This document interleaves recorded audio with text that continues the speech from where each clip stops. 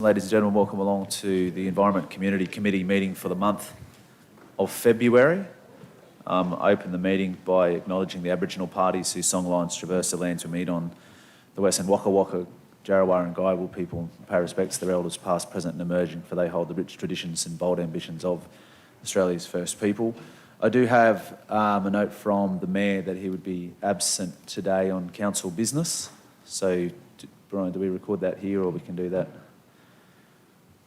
So he's absent for an apology, so it's listed there. And as there are no items in this month's Environment Community Committee meeting, I close the meeting and hand over to Finance and Business Strategy. Thanks, Councillor O'Shea. Good morning, everyone. Welcome to the Finance and Business Strategy Committee for February. Welcome to all of those in the gallery and those watching online.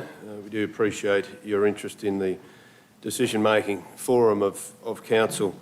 I acknowledge the Aboriginal parties whose songlines traverse these lands we meet on today, the Western Waka Waka, Guyabul and Jarrawarra peoples, and pay respects to their elders past, present and emerging, for they hold the knowledge, rich traditions and bold ambitions of Australia's first people. As Councillor O'Shea has mentioned, it's recorded. We do have an apology from the Mayor, Councillor Paul Antonio, who's chairing a delegation for the Council of Mayor South East Queensland today, albeit virtual and from Brisbane, but with other colleagues. So he's chairing that with the government and opposition today. So I look forward to an update from that, perhaps next Tuesday at the ordinary meeting. Would anyone like, do we need that? Yeah, motion. We do need an apology, a motion for the Mayor. Moved by Councillor Carol Taylor, seconded by Councillor Von Hoff. Those in favour? That's carried. Does anyone have a leave of absence they'd like to record today? There's no leave of absence. Declarations of interest. I note that we don't have any recorded at this stage, but of course, as per the normal process, if something crops up that you or you feel others might have a conflict, please notify throughout the meeting. So welcome to CEO Brian and other officers. Fantastic to see GMs in the room, because our first item, which is the operational plan Q2, July through to December, is the first item, which is item 3 on the agenda for those watching outside of the room here. We have Dave Quinlan here to present the operational plan, and councillors are encouraging, as we do with the operational plan each quarter, if we have questions, to direct those to the necessary areas, and we can work through the operational plan from page 1 through to page 55 in sections, and that way it'll make it easier for everyone to follow. But David, I might hand over to you first to make some opening remarks, and perhaps you can answer some broader questions if they are. Thanks.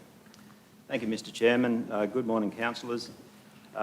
This morning I'd like to present the second quarterly progress report against the 2021-22 operational plan. As we all know, Council develops an operational plan for each fiscal year against the 5-year corporate plan. It's a statutory requirement that we report against the ops plan at least on a 3-monthly or quarterly interval. Just a point to note, 31st of December 2021 is exactly halfway through the 5-year corporate plan. Just a quick thank you to Troy Beecham, who has actually worked tirelessly, does each month, herding the cats to get the information to put this together, and certainly each quarter to compile it into the report we have today. The recommendation is that Council notes the organisational performance as shown in the report, and also adopt the recommended changes in the ops plan. It's possible for Council, as you would know, to amend the ops plan throughout the year. This time we have comparatively small changes, which is expected. After all, it's the second quarter. The first quarter we typically have more changes as a response to budget and other emerging issues that are more likely to occur in that first quarter. So the changes are relatively administrative, I'd suggest, but I'm happy to talk to those. With that, I would invite questions, Mr Chairman, in relation to the report. Councillors, are there broad questions for David in regard to the report? And if not, we can move through the report, and the first item is the CEO's report for the operational plan, which begins on page 3 of the plan of 21 on board books. Councillor, is there a question? Councillor Von Hoff? Thanks, Chair. Through you to Dave. Thank you, Dave. So my question is in the general report. Page 5 of 9, please.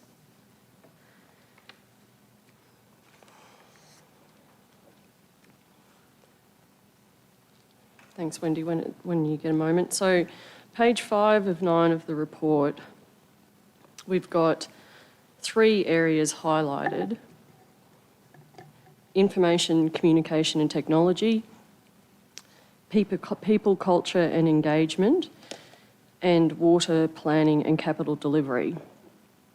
And the indications are that those are falling below the required completion rates. Now, what we're seeing there isn't a measurement of whether or not we're doing things well, it's just whether or not we're actually doing things business as usual. So from a risk perspective, when I look at those areas that are falling short, I have concerns, because I think from an IT perspective, we're talking about cyber risk, and we're talking about data breaches and hacking. And when I think about people, culture and engagement, we're talking about safety and wellbeing and recruitment. And then with water planning and capital delivery, it doesn't even need to be said what we're talking about there. So my question is, what's the risk exposure that we're currently carrying as a result of failing to meet those business as usual requirements? What are the consequences right now of that risk that we're carrying?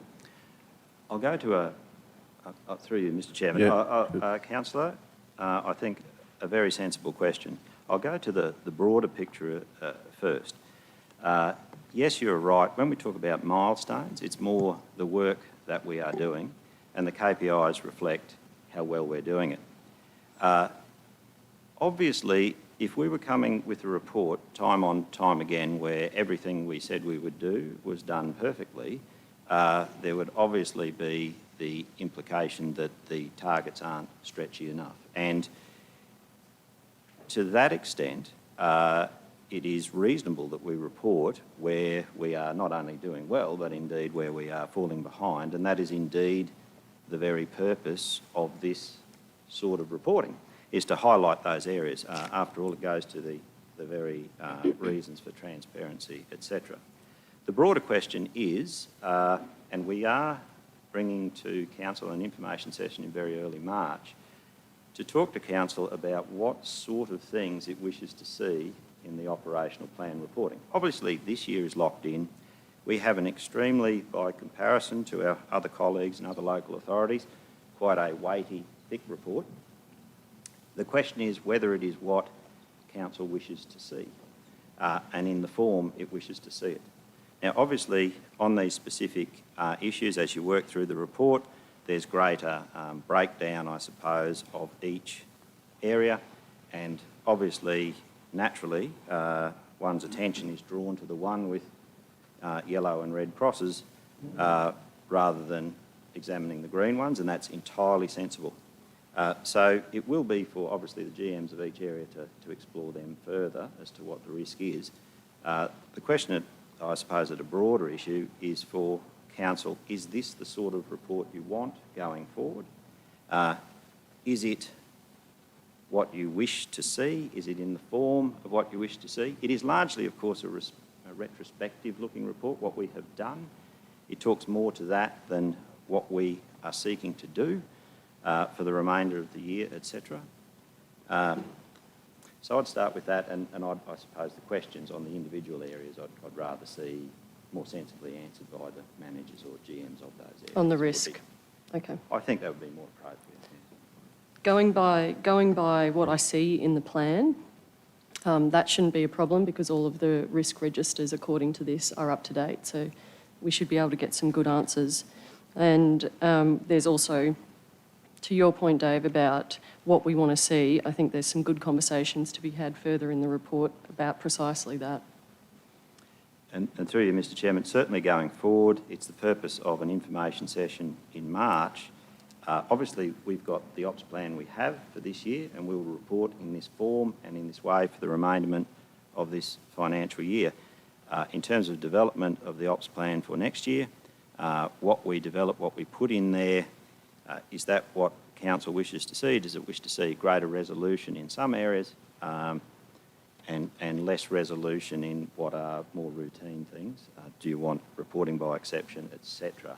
I think a valuable conversation to have. We are locked into this for this moment, this current tranche of the ops plan process, but going forward we are interested in seeing if we can provide a better quality service to Council with perhaps less cost, or it is a substantial report that does cost us money to develop. I have a very different perspective on that one, but we'll get into it later. Thanks, Dave. We'll look forward to that session in early March. Councillors, any other broader questions before we move to the CEO's report? No other questions there? Thank you, David. You might be off the hook for the time being. So any questions for the CEO's area, which starts on page, whatever it is in the document? I think I said it before, actually. Page 24 on board books, yeah. Any questions for the CEO's area? Question, Councillor Summerfield and Councillor Shine. Thank you, Chair. I do have a question for you, Brian, and it comes down to the, on page 7 or 25 on board books, is the 91 permanent staff that have left the organisation in the last 6 months. Excuse me, and it comes back to how much detail we want or don't want, and what dashboards we should be looking at. And we don't know, excuse me, of those 91 staff, whether they're male, female, retiring, young, managers, supervisors or service staff. So we don't really have a full picture of what that actually looks like.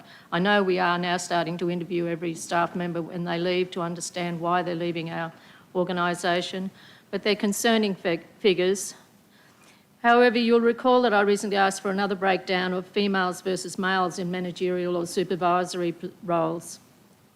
Sadly, the increase in females in these leadership roles hasn't improved much at all. However, what I did discover, which was more concerning, was an increase in the number of these leadership positions. I wasn't aware that Council had made any strategic decisions to increase supervisory or leadership positions, apart from the new SDR branch, which everyone knows I voted against anyway. Yet since January 2018, in just 4 years, Council has increased the number of these positions by a net of 12, according to the data. 7 additional managers, 6 additional principals. So then did the 13 less coordinators morph into these higher paying 13 principal and manager positions, was a question there. 12 more senior officers, 4 more supervisors, and then there were 4 less team leaders. So did those 4 less team leaders become 4 supervisors? So what's concerning to me in the creation of the 12 new positions is that it's also the higher paying positions that have increased in number. Councillors will recall last year we were given figures in relation to managerial position remuneration. So it's big numbers we're talking about, not crumbs.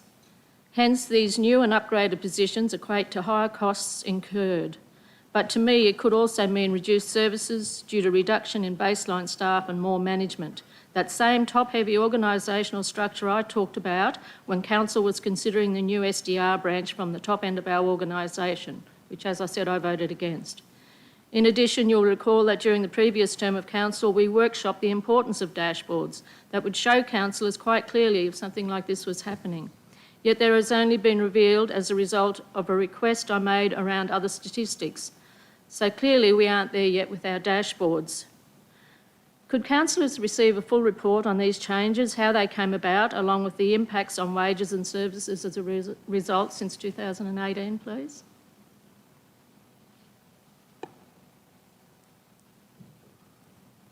Certainly, if Council wishes to have that. I'm not sure the basis and whether we're comparing apples with the two comparisons you're talking about. For instance, there is not 7 additional managers in the organisation.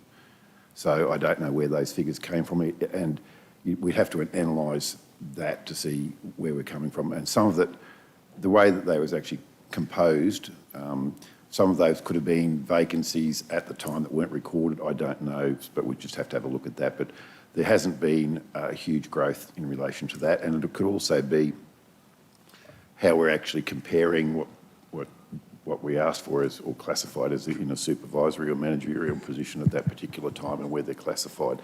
There hasn't been a huge growth overall in the organisation. I think councils should be aware of that, and we've told them of that in many occasions, basically. But to ask those questions now, I can't answer those without having a good closer look as to the analysis that was put into initially into the classification of each of those levels, how many people were in there and how they're actually constructed at those particular points in time. But there hasn't been a huge growth in management. So, like, for instance, there is just no chance that we've had 7 additional managers. There's only that 1 additional position that's happened over a period of time, so, which council's aware of. Thanks, Brian. I appreciate that response. It does help to understand, and perhaps that table could be reported in due course, so that, given that it's been discussed here, to ensure that it's transparent. Thank you. Councillor, did you want any comment in regard to your first point with the staff turnover? Would that be useful as well?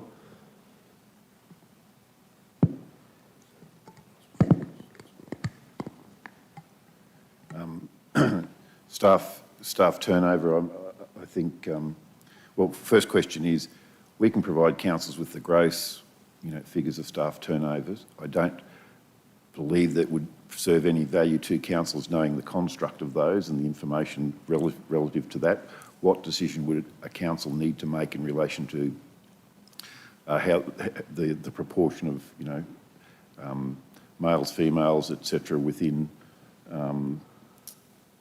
those areas? It's probably more important as to, I suppose, identifying which resources are required in council that aren't actually being able to be replaced, and a lot of that is due to market forces and the demand that's happening throughout the nation, throughout Queensland at the moment. We have a point in time where there's mobile workforces, people are jumping jobs, excuse me, left, right, and centre at the moment. So, I don't understand, if we gave that information, what decisions would council make that we would then we could then implement operationally. So it'd be interesting to understand why you believe that information is important for council to know.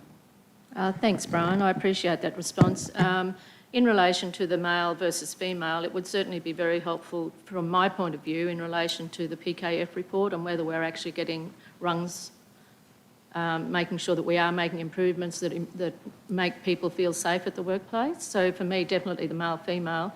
But also the retiring one, I think, is a good one, because it could be that a huge percentage of those 91 people were retiring, and you wouldn't feel that there was something wrong. So to me, that's a good indicator as well. But I also respect and acknowledge the fact that it is a volatile workforce at the moment. People are moving all over the place. They're getting better offers and changing and all that sort of thing. So I just thought also that we actually did provide a breakdown of that information to councils on a regular basis, but I'll just check to make sure that that's the case. But I'm sure that we gave departing reasons to councils, in the general breakdown. But that information, I thought, came to council on a regular basis, but I'll just check that. Yeah, I think it's in the executive performance report. So it's broken down each month to councillors already, that information. But we can have a look to see if it gives the granularity that you require.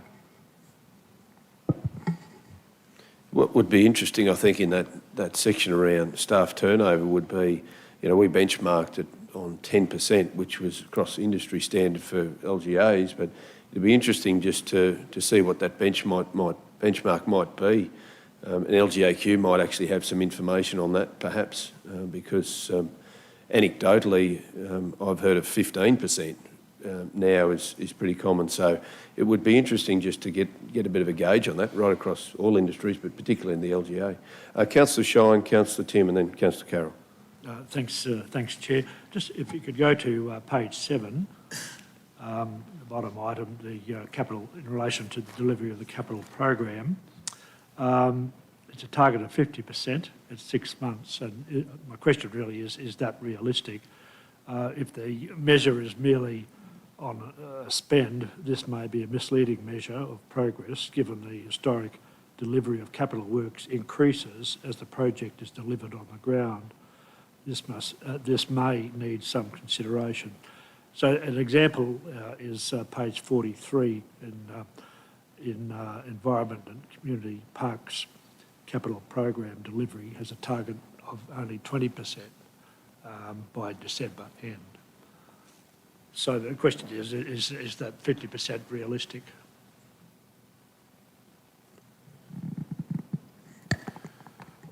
I just might seek some clarity through our General Manager of Business and Finance, but my understanding is that those percentages are based on the budget spend at that particular point in time. So at this point in time, we spent 30% of the budget. But I think that potentially that 50% should have been factored in by each group and branch as to what their spend rates are in relation to that. But it just seems at this stage it coincides with 50% of the year. So I just want to seek some clarity from our acting general manager. Might be able to give us a little bit of insight as to whether that is a straight line calculation, or whether it is a target that has been inputted by each branch as to what their expectations are as to the expenditure rate of their budget. Is that, pardon me, is that something, Anne-Marie or perhaps Troy? I guess what we're talking about there is that it's 50% on dollar spent, not on necessarily progress of a capital program, because as we've heard, particularly from General Manager Mike Brady over time, there's a lot of planning and securing, whether it's land access or whatever it may be in the first part, which may not necessarily be the highest spend, but the actual progress of the program may well be there. So I guess, is it based on dollars? Yeah. So, morning, councillors. So that figure is based on dollar spend, and when we look at the progress over the last number of years, that's not really an accurate target, because we know that those early months in the financial year, so June, July and August, there's a lot of planning works and acquisition works. So we expect to see that capital works programme ramp up in the coming months. So usually March we see that increase, and more increase than May, June, the highest spends. So it's a valid point that Councillor Shine places. So that may be a target that we need to look at, yeah. Just because of the very nature of spend of capital. And it's not necessarily the delivery of the capital program, it's actually the spend of the capital program. That's actually the dollar spent. Yeah, that's a valid point. Something worthy of discussion, perhaps. Yeah, so, and councillors, when we provide the quarterly report, the reporting on the capital works programme, that report gives you the practical completion. It's a far right column, and our project managers update that on a quarterly basis, where we're actually sitting on practical completion of the projects. And we know that quite often you'd get invoices in before the work happens, or the work could be finalised before the invoices come in. So there is usually disparity between those two, between the practical completion and the dollars actually spent. But this figure here we're looking at is dollars actually, invoices receipted. So I think what you said earlier was that this is consistent with what's happened in previous years. The 30% is, not the Yes. 50% target. So it's consistent. Every year we start off slowly with the Capital Works programme through July, August, September. So it suggests that that target would need modifying. For the future? Yes. Yep. Okay, thank you. Yeah, thanks, Emma. Yeah, and I guess that's something that David could make note of for them. Councillor Tim, then Councillor Carroll and Councillor Rebecca. Thanks, Chair. I wanted to pick up on, we've already alluded to it, but the 91 exits and 1338 permanent employees. Obviously, that's well below the 1,700 that we often talk about in council. And I noticed the federal government was talking about the Great Reshuffle, where there's a lot of other jobs going and a lot of people are moving and changing, and that data would certainly say to me we're a victim of that. I just wonder if, do we check wages against private industry? Do we kind of benchmark ourselves in terms of looking at where we sit in the broader ring? And as well, comment on if any of that is related to previous cultural report surveys that have come in. I'd just love to know. I mean, that's significantly below our full capacity, and that comes back to less customer service, less footpaths mode, all those services that our community wants. And it's got to be hurting them, at least to some extent. So what are we doing about that in the broader picture? I think generally everyone acknowledges that the unemployment rate's right down at the moment. There's less people out there in the available workforce. Also, there's been a inability to have people migrating to Australia that often do some of that work. So there's a distortion in the overall total market at the moment. There are specific areas where people are getting paid significantly more than they were in the past in private enterprise, and that's I suppose they're more nimble and able to respond to that. We're paying in accordance with an award and an enterprise agreement in relation to retaining staff, and it's difficult to respond as quick as private enterprise does in relation to that, and it's basically a workers' market at the moment. There's a lot of jobs out there available for people. So it is difficult at this point to fill some of those positions. Some of the higher level professional positions are paying very high wages compared to what our award rates are. In some cases, we've compensated with that, where we've provided workforce flexibility agreements that provide above award payments in relation to some of those areas where it's critical to get some staff on in those areas. And when you're competing against some of the professional consultancies, if we have to outsource, it's very expensive to do so. So it is to our advantage to actually pay above award in relation to some of those positions, which we're doing. But hopefully, as the borders open up and we have a larger available workforce throughout the nation, the state, and then filtering down to locally, that we'll be able to fill some of those positions as well. But it's a very tight market at this point in time. There's no indication that there's a cultural issue that's prohibiting people from coming to the organisation at this point in time. Thanks for the answer.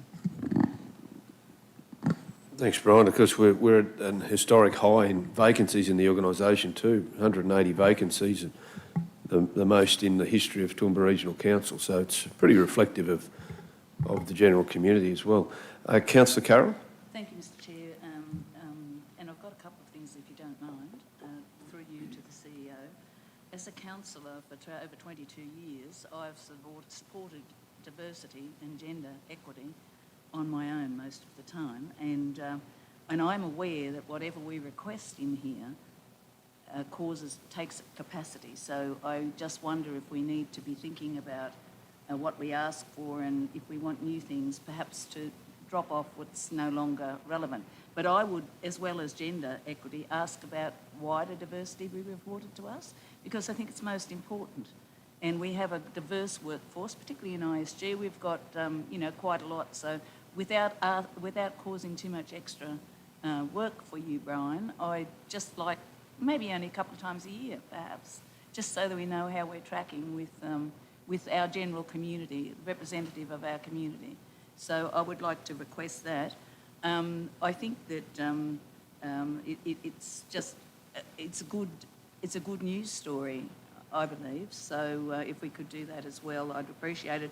Back to the capital works, I mean, I just wonder, and through you to Brian and perhaps all our general managers, is money expended the best measurement to assess the progress with capital works. We talk in here about about the issues we have at present, but it doesn't seem to have gotten into our consciousness.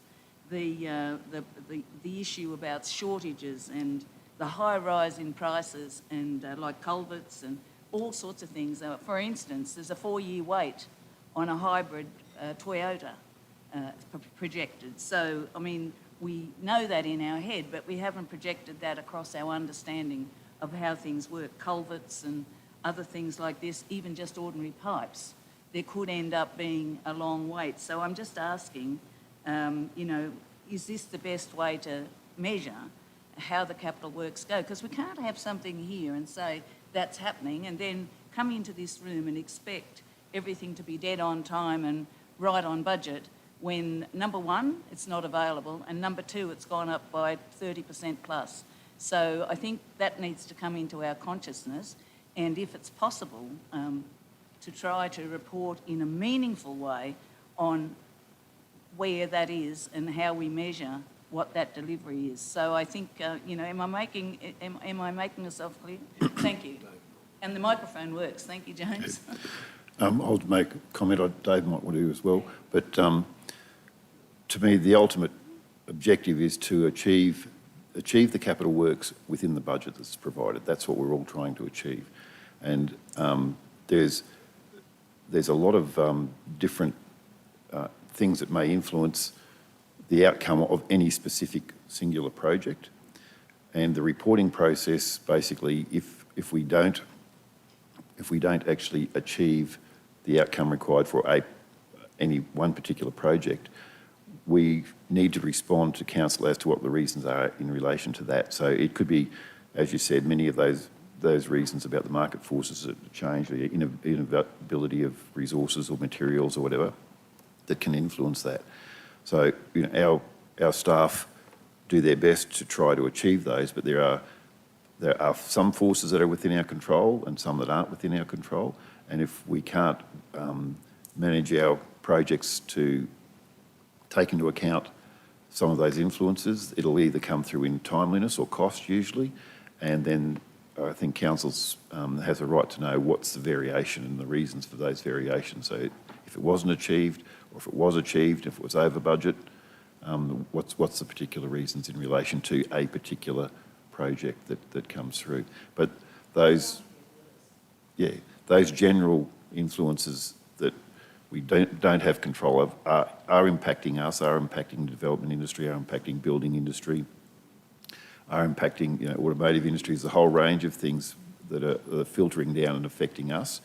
But all we can do in relation to how does that affect the outcome that we're trying to achieve, which is the achievement of the program within the time and within the budget, and give you some understanding as to any reasons as to how those influences in each case for each project have affected those two outcomes we're looking for.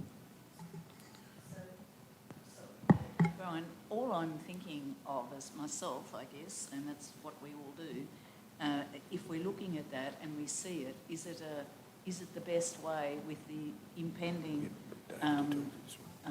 rises and shortages? Is that the best way for us to, I suppose we can always ask questions, but is there that plus then another measure that we should have in there to actually bring to our consciousness, you know, unless you're actually in a portfolio, I suppose, that's highly impacted by that, you don't realise, and we need to bring that into our everyday thinking.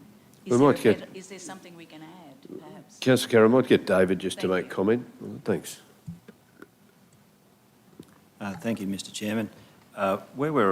It's further to some of the points I was making before about what reporting council would wish to see, and without stealing too much future thunder, certainly the larger items of capital projects, it may be more sensible to report not only percentage spent, but percentage complete, and most importantly, how much money is required to complete the project.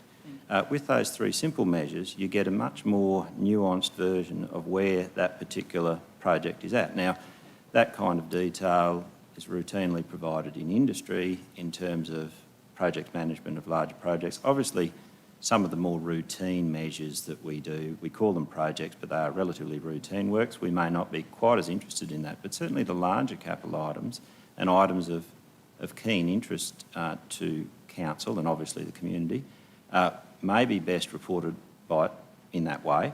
That would be therefore a higher level of resolution, if you like, in terms of the reporting, and there may be other areas that we're reporting on with great resolution that are perhaps less interesting to council.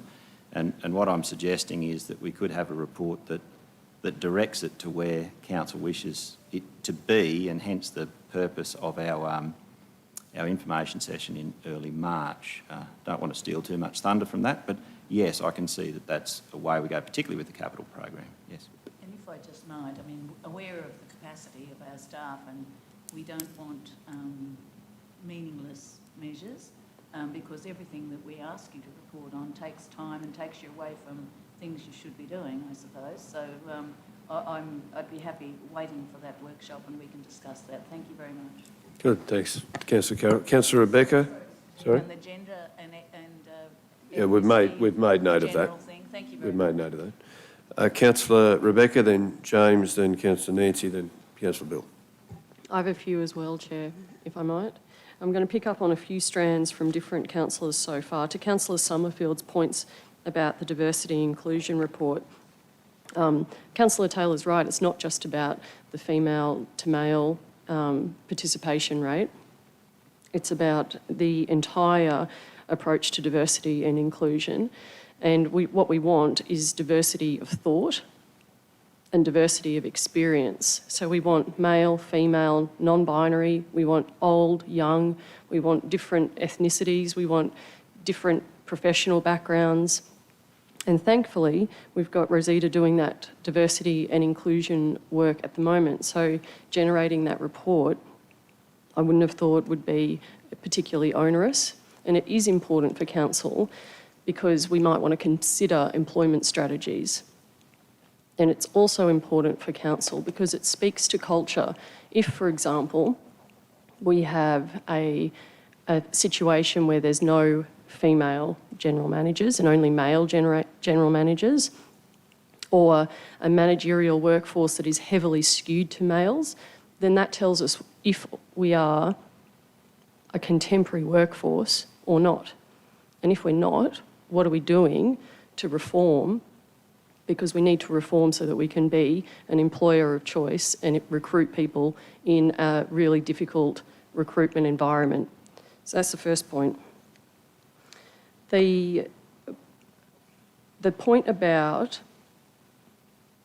those staff turnover rates generally, we have been talking about this for some time, and we all are aware of the bigger picture issues that we're working in. But my question is, we've known this for a while, that it's hard to get staff. So what's the risk to council when we don't have people in the roles that perform critical services for the community? And so that's a risk question. And then are we reprioritising what we're doing to accommodate those shortages and those capital works projects? And are we doing a labour force work plan so that we can shift and be more nimble? Because we've been having these conversations for many months now. So what are we doing to respond to those external factors? So I might hand over to, you're happy to answer those questions, Ron, given that yourself and Rosita have been out to see more than 900 staff or something like that. Thanks. Yeah, all good questions and very difficult to answer. Just off the cuff like this, I think you need a much deeper analysis than I'm going to be able to provide you at this point in time, basically. And if you want to explore some of those things, we'd have to do a deeper dive to give you those kind of answers. But there's a whole lot of initiatives that we have in place, and there's a whole lot of things that you do business as usual to respond to the lack of available resource at any particular point in time. So there's a whole heap of things that happen day to day to try to manage those situations. And then you can look at it holistically about does council wish to make us a much more competitive against other industries, and if that's the case, what are the implications of that, and how do you reflect that in an enterprise agreement, and the costs of that. And if council wants to consciously go down that track, we're able to do that as well. But there's a whole range of initiatives we're putting in place for making employment of and working with our organisation more attractive, and been working obviously with Rosita as our new manager in that particular area to implement a whole range of initiatives to help, I suppose, improve the culture of the organisation, the competitiveness of the organisation that we have, and starting basically at the lowest levels and working all the way through the organisation. So if council wishes to explore some of those issues, we probably need to deep dive in relation to that. And there's Rosita at the back there. Can you speak broadly? Councillor Rebecca, I might just, if you don't mind, ask Rosita if she's willing just to make comment on some of those issues which may answer some questions. So Rosita Jacobs, who is Executive Manager for People, Culture and Engagement. Welcome, Rosita. Oh, Rosita. You picked up on the questions, so perhaps you can add some context and may answer some of the councillor's questions. Thank you. I think I won't be able to answer all of the points fully because I think it will take too much time. But I will speak to at least a couple of points, particularly the question around what are we doing in terms of recruitment, and it's a sort of, I will combine the two questions, the one about recruitment and the one about diversity and inclusion. I couldn't agree with you more, Councillor Van Hoff, about the fact that diversity is not just male and female. Because even in the gender realm, it's much more broader than simply male and female. And so we, as an organisation that wants to do, that would like to see ourselves operating in the contemporary space, we have to start to think about different approaches to how we do things. We cannot keep doing what we've always done and hope for a different result. We know this. So I'll give an example of something that we are currently at this very moment working on, and that is a recruitment strategy. It's not recruitment strategy in its entirety.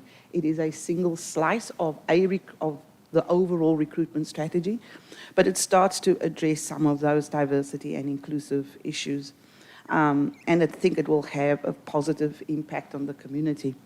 So when we think about recruitment and we think about the market that we're operating in, the very tight market that we're operating in to attract candidates, we can't just keep saying that we want specific candidates for specific jobs and look at somebody doing job A in an organisation and trying to get that person to come and do that exact same job here with us.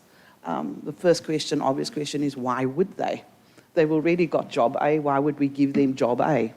So we have to be a bit more creative and a bit more forward-thinking in our approach. So one of the strategies we are currently working on is we are out to market at this moment for a recruitment person who will specifically be looking at temporary recruitment, building a recruitment pool, a temporary pool of employees that we can draw on at the moment's notice. So how are we going to attract people into this pool, and how does this impact diversity and inclusiveness? Well, we have to look at the demographic of our community. So we are specifically going to be targeting people into this pool who may have challenges going from job A to job A, who may have challenges entering the employment market and getting work. So we're looking at people, we will be targeting people who may have retired already, but feel they don't want to just sit at home but they want to continue to contribute to the workforce in some way. They may not want to contribute full-time, but people who are retired have skills that they want to bring and might want to contribute in that way, on a part-time, ad hoc way.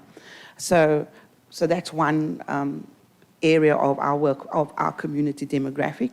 We are considering younger people who have left school and can't get work because they don't have experience. So this is often a challenge for people, for school leavers. So how do they get the experience unless we give them an opportunity to gain that experience?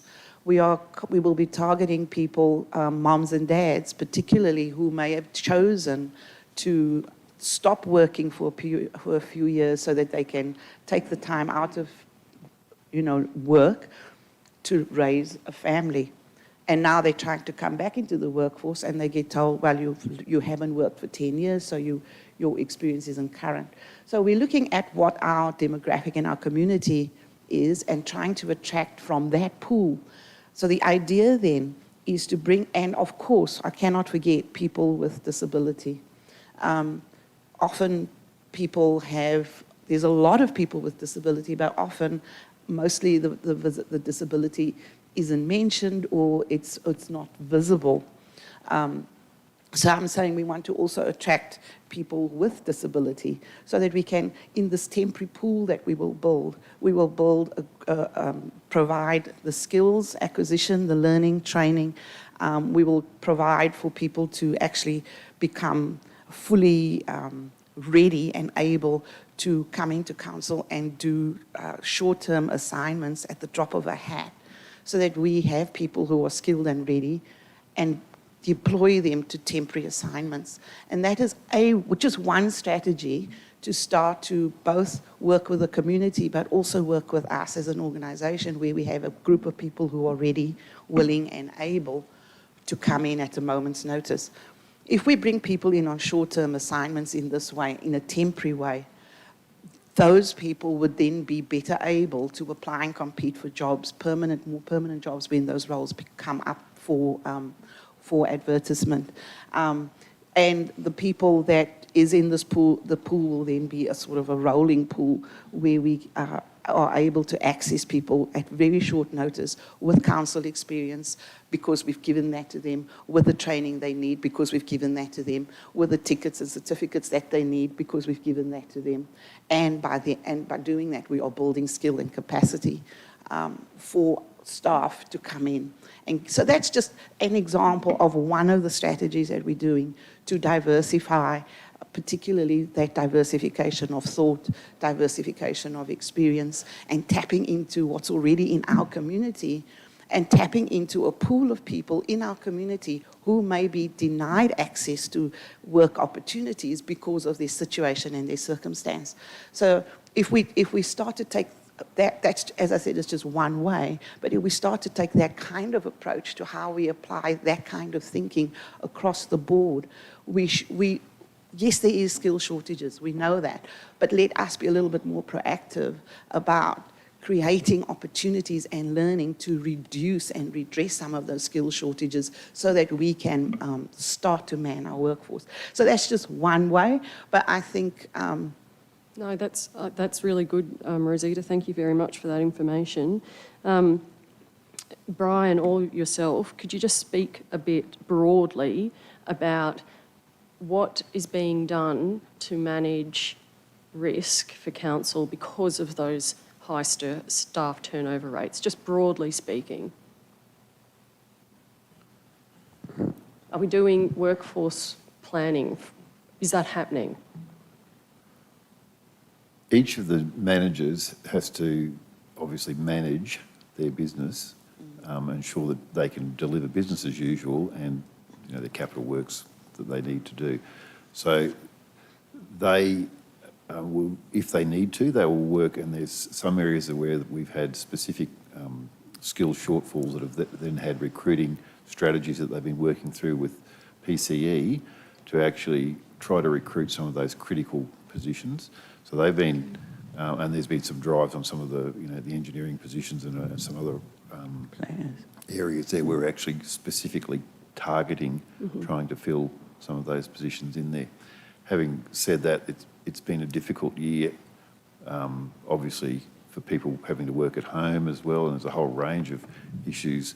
But generally, the services that we've been able to provide to the community have been maintained at reasonable levels, and we haven't had a huge escalation when you have a look at the complaints that are coming in relation to services, and the response times are still reasonably appropriate on those standard reports that we provide to council in relation to that.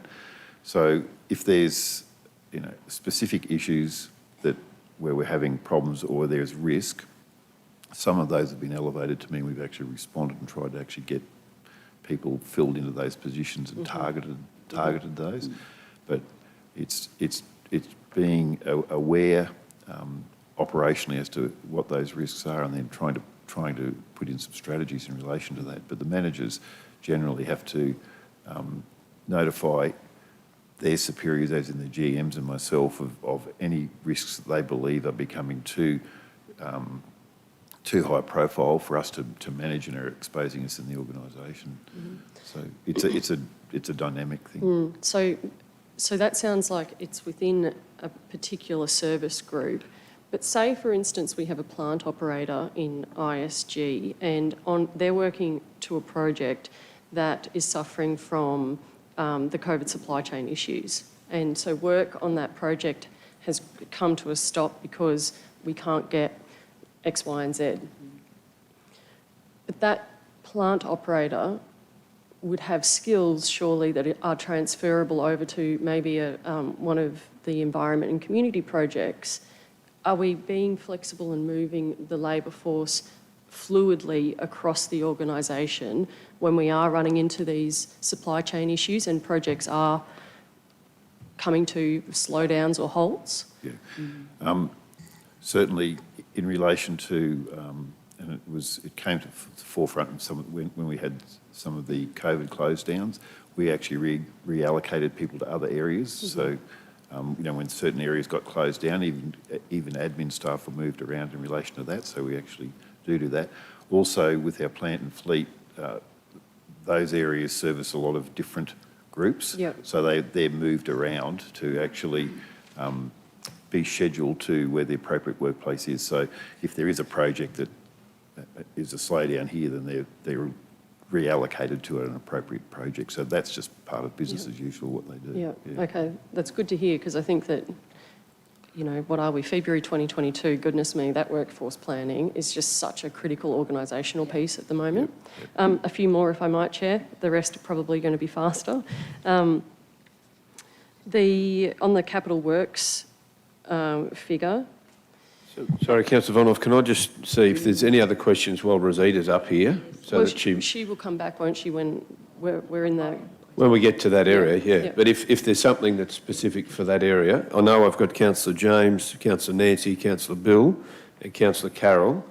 Is the items that I've said, are they on that particular subject? Yes. Okay, and then Councillor Shine as well. And yours is on that subject as well, James? Okay, good. Well, Rosita, if you don't mind staying there for the moment, thanks. Councillor Carroll. Thank you, Mr Chair. To Rosita through you and Brian, I guess. We have had as council, and it's not just us, it's a lot of local government people, we've had an issue in the past about being an employer of choice with parents returning from maternity leave, and we expect them to work full-time, and no, we have, and if they don't, then they come back and mostly then they slot into a job where it suits them to go part-time. But my question to you is that, and this has happened for years, and I'm aware of it, not just at this council, but I am aware that this happens. Are we, to be an employer of choice, we need, and it would be easier now since COVID that we do a lot of work from home. So are we, working on making it attractive? And I'm talking mostly, which I know, and engineers and people of that profession who would like to come back in a part-time, maybe if we could offer them some sort of a package, and we have shortages in those areas. I'm not aware of anything in our organisation, it's just a hypothetical question. not in our ISG anyway. So I'm aware that it's an issue. I'm aware in the past that we've lost good people because we've expected, them to come to a full-time work because that's what we need. But now, to you, Rosita, I guess, are we looking at making that an employer of choice, being an employer of choice, and trying to work out some sort of a package or an employment package to return to work, a strategy for them to come back to work after maternity leave? Thank you. Thank you. It is, our policies say that people come back to work post-maternity and they can have a graduated return to work. So they can return to work as their choice. So we're doing that. We've always done it. And so that's our normal way of operating. But the COVID world has taught us that, and the challenges in recruitment on the whole has taught us that we cannot afford to become complacent about how we attract and retain. And so for that reason, we are working quite heavily now on developing an employee value proposition. What is it that we can offer employees to make us attractive from a value proposition point of view? And certainly working from home, COVID has taught us that this is possible. Yeah. And COVID has taught us that you don't have to see my face to wonder if I'm working or not, because we've got so many other ways of technology supporting us that can show output. So in terms of value proposition to attract and to retain employees, certainly working from home is on that list. We also have to look at what it is that this council offers compared to maybe private industry. We're looking at what the region offers people to attract people into the region. And so yes, it's challenging, but certainly this is very high on our agenda to develop that employee value proposition. If I can be just plain, really plain, there has been an issue in local government with returning from parental and maternity leave, and we might have it all written down there, but it becomes too hard.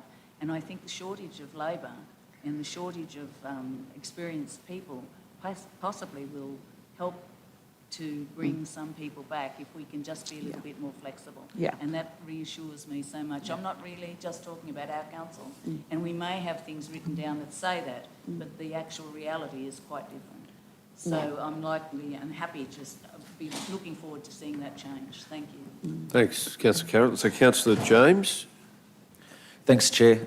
My question very much revolves around the point that Councillor Von Hoff was asking before, just around workforce planning and things like that. So it may be, I'm not sure whether it's to the CEO, Mr. Quinlan or Rosita or not, but anyway, I think that we keep talking about the shortages or the situations we have with the workforce and what the size and shape of the organisation looks at moving forward. So, and yes, there's been a lot of external occurrences obviously that have happened that have made it a volatile market, but for me it still goes right back to the very core of when we started this whole process of what was known as SDR. And the biggest thing around SDR, and not to paraphrase I suppose the words of past Chair Mike Williams, it was around a very important body of work that is going to, I guess, formulate the size and shape of this organisation moving forward into the future. And around that is around the key thing of sustainability. And also with that comes the level of services, which is what we deliver to the community. So it's understanding what are those priorities. So it probably is more to you, David, now as business transformation. Are we still doing that body of work? I mean, are we still, we hear it quite common. I think Councillor Melissa brought it up yesterday just in a comment of when we were speaking around the art of when we're told with different things, that's resource hungry or, we're short in that area. And granted we are, and staff, we hear often of staff that obviously are working to the max and sometimes above and beyond what they should be. So are we still completing that body of work where we have an understanding through this boardroom, through the organisation, what the priorities are? And this might sound simple, but if we understand and we do have a situation with what those priorities are, then how you staff them or resource them should go hand in glove, which then in turn equals the outcome of what I thought we were here in the first place around one, sustainability, and two, what that level of service and expectation is to our community. Certainly, Councillor. The body of work you're talking to is, I suppose, the in part the very purpose of what we're now calling BTS. It would be fair to say that the previous brands that we had, service improvement and SDR, those words don't necessarily work quite as well with our people. By our people, I mean our staff generally. It had a bit of a bumpy ride. I think one of the challenges is for whether you call it SDR, SIB, SDS, and I think before that CPS, is that it's not enough simply to create a report and an expectation that things will happen. You do need to materially change things. It's not enough to report differently on expenditure, to count things differently, to imagine things differently. You actually have to do things differently. The approach with BTS, and I appreciate I've been acting in the role since I think mid-October. We're just hitting business day, I think 90 for me. What we are doing is not trumpeting, you know, we are going to change the world, etc., but to be steadily working to change a number of things. So, for instance, we are through the consultation process, for instance, with the dissolution of the Regional Architecture Heritage Branch. That group will be, those people distributed within P&D, the saving of a management position, for instance, and that redeployment of that role, those resources to more operational tasks, better service, if you like. More broadly, and you'll appreciate in the ops plan, we are behind schedule as recorded in the ops plan for the service catalogue, which is a fundamental component of this. It is due by the end of this fiscal year, and we have commenced that, but in a straight linear estimate, we are behind schedule. We are deliberately approaching that on a functional basis, so looking at a Tier 1 service catalogue, that's a higher level, look at the functions we do, not along structural lines, not by group, not by manager, but rather by functions such as finance and revenue collection, for instance, and then prioritising where those gains potentially might be. So there are some services that we know we have to do through a statutory responsibility, and it's unlikely that they can be delivered in a different way at this point. And there are others where there may indeed be much larger gains more available to us more quickly. Every manager who bumps into the CEO or ELT is there asking for more resources. BTS has taken, I've taken a very different approach where we have to lead by example. You will know that we were prepared, I was prepared to facilitate the movement of several staff working on Tech 1 into ICT, for instance, because that was a better approach organisationally. The change management position, which was there, going to PCE because it was better placed there, talking the talk, actually walking the talk, doing those things that is, I suppose, a demonstration of improved business to other areas of council. Rather than imposing things upon people, our staff aren't really defeated by the mountains we ask them to climb. It's the pebbles we put in their shoes that breaks them. So we are working with groups. We're doing great work at the moment with Fleet and Logistics, who have invited us to help them do things. You know, they know that they want a better disposal strategy for plant. There's probably some millions of dollars to pick up there if we dispose of our plant, particularly in this market, in a more, if we're stronger with our marketing, for instance, we can probably pick up an extra $1 million and reduce costs there by marketing it better, going to online auction instead of transporting it. It's very simple things like this. The way we, do we continue to acquire plant in the same way? Do we buy it with service contracts? Is it cheaper to buy? So at least something to look at. It may be very well likely that the things we're doing now are done for a very good reason, absolutely, but we should at least look at those things, and Fleet and Logistics is keen to look at that. Do we continue to go with both a dry and wet fleet hire, for instance, from internal services, or do we use a dry hire only and have the operators within, you know, the various network areas? A whole range of things like that where we get those gains. Also talking to the broader strategy issues, the bigger risks that are in front of us, and I've heard Council talk about it. The potential for inflationary increase in that construction index is probably one of our biggest strategic threats currently. If it gets out of, I don't want to be overly alarmist, but looking at potential for inflation to hit that construction index, push it up into, say, double figures, it's quite likely the construction index will sit at least twice the CPI. I know we're reporting the CPI at the moment, something like 3.6%. The UK is at 7%. Their Reserve Bank has lifted interest rates 50 basis points to control inflation. The Yanks are at 7%. Germany's 4.5%, Canada 4.6%.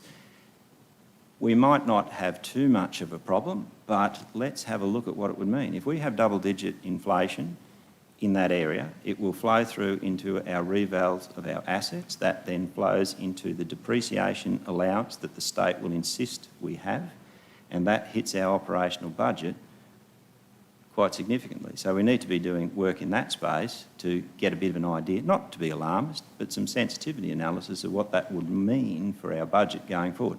At the end of the day, we're not just a business. I appreciate we have community service obligations as well, but we need to be business-like in the way we provide those services. And at the end of the day, we are in a very capital-intensive, assets-based business.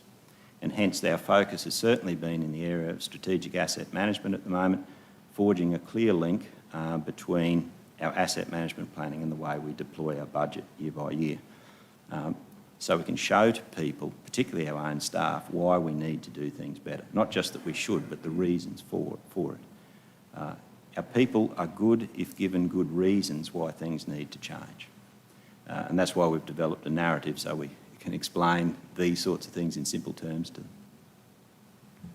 So I guess, David, just to summarise, James, there's plenty happening in that area, but David, the time frame, which was the end of this fiscal year, end of June, are you still confident that you'll have something to council to consider or at least discuss through an information session in regard to the service catalogue? Certainly, Mr Chairman, yes. We've begun work on that. We do need to do, we want to take it past ELT and then also our managers in the first cut, not in terms of asking our managers for more information, but going to our managers and helping them work through where they sit, where they see their services delivered within that functional, I suppose, a functional set of services rather than just along company or hierarchical group lines.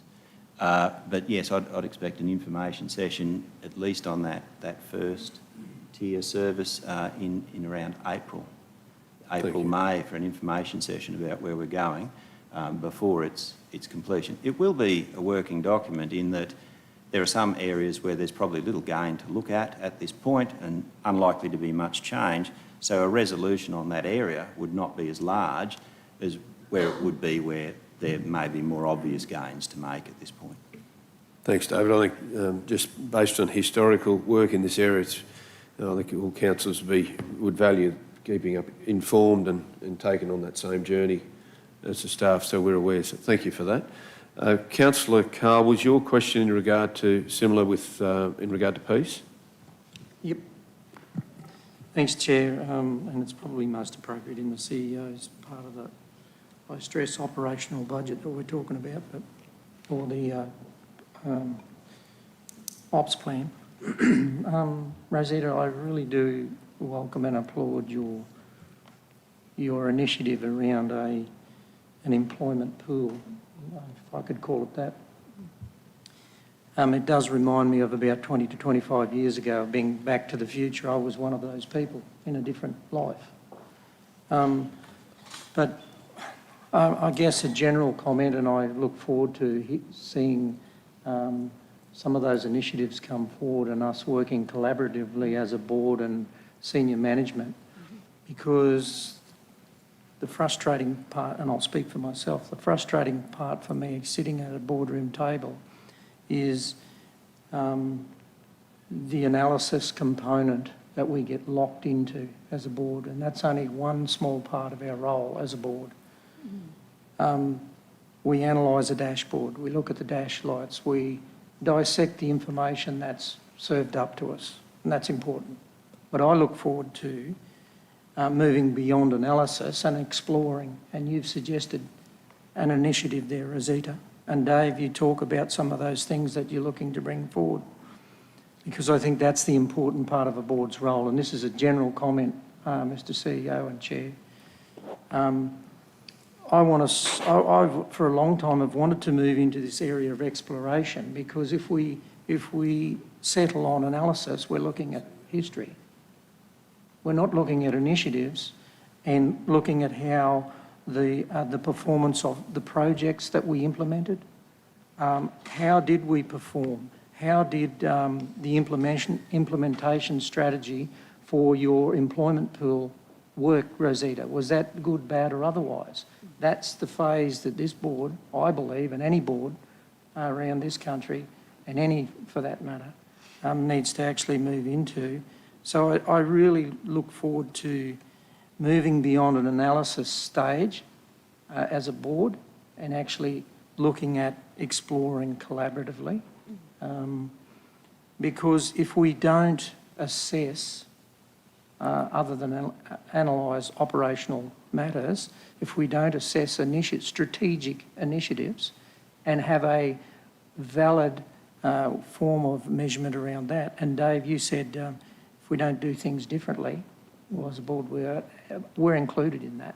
So a comment, I know, Mr. Chair, but it's very frustrating to get stuck in analysis and then we get paralysed in that and we don't move beyond that into that strategic thinking and measurement of those initiatives, because it's those initiatives that we may need to do some more tweaking and we can actually arrive at where we want to be sometimes. Yeah. Anyway, thanks. Thanks, Councillor. I'll take that as a comment more than anything, but it may well be a good conversation, Councillor Carl, when we have our session to talk about the ops plan and include some of those things in there. Councillor Nancy. Thank you, Chair. And Councillor Bill, I wholeheartedly agree. We've got to do the data analysis so that we can actually move on to that next step. And if we can get that data and analyse it and move on, that would be fantastic. I just wanted to mention that I had a look back at the executive performance report, and there was nothing in there at all about staff leaving that I could see anyway, not even the number. But what I really wanted to talk about was the 30% increase in materials and the delay in sourcing products. That we were actually talking about that when we were formulating our budget for this year. So it's not as though this has come over the top of our budget after we formulated it. It was considered when we were formulating it. Therefore, it should have been reflected in the CapEx delivery, expected delivery. That should have all been considered. So I don't think we can continue to say, well, we're not going to be able to do these things because of the 30% increase in products and the delay in product delivery. We were aware of it when we were formulating. And Dave, I was so pleased to hear that SDR, well, I don't know that I was pleased, I was concerned to hear that SDR had so many different names, because it doesn't matter how many times you change the name of something, unless you change what it does, it's still the same thing. And that includes our branches, our groups, all those things within our council. Changing its name doesn't change the effectiveness of it. Thank you. So we'll just take that as comment, Councillor Summerfield. Councillor Carey, then Councillor Rebecca. No, thanks, Chair. Just on the point that, one of the points you raised before in relation to that reserve pool that you're looking at, just wondering how realistic that is in the climate that we're in at the moment of having record unemployment. And of course, just because there might be people out there who might like to come back to work, often they would have to be retrained to fit the vacancies and expense and time involved in that.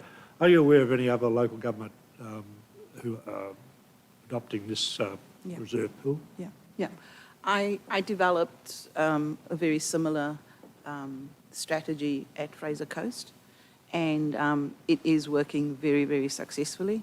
The first cohort in Fraser Coast as the pilot had 14 people go through 3 weeks of training.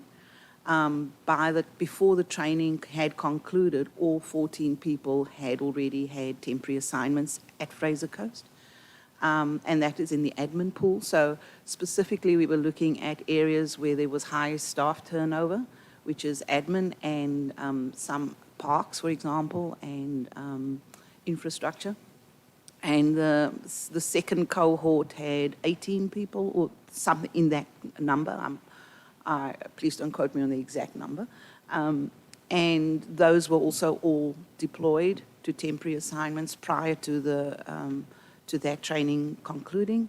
The third and the fourth cohorts were outdoor workers, and we had similar results. So the fact that people were deployed almost instantly prior to even the training concluding suggests that it gives people an opportunity to start work and get that experience and then go back into the pool and get more work. So the challenge that Fraser Coast had was not the development of the pool, because the developing the pool also came with its built-in training. It was a 3-week training program, full time. The challenge Fraser Coast had was filling the pool with enough people, because the workforce was using the people out of the pool instantly. So it worked very, very successfully. And the more people we put in and out, deploying people to various assignments, the more it extends their range of experience. So it makes them a lot more employable, considering that they didn't have training. So we do talk about the challenge in attracting people, skilled employees. That is a challenge, obviously, because skilled employees can shop for a job anywhere. But there is a pool of people who don't have maybe current skills or even any skills at all. And so what I'm proposing with this program is that we tap into that pool in a way to grow our own at this council, but also tapping into what's already people that's already in our community who is struggling to get work and who are facing those obstacles. So I think it's a win-win. And yeah, it's definitely, in my experience, very successfully worked. Thanks, Rosetta. Thanks, Councillor Sean. Councillor Rebecca?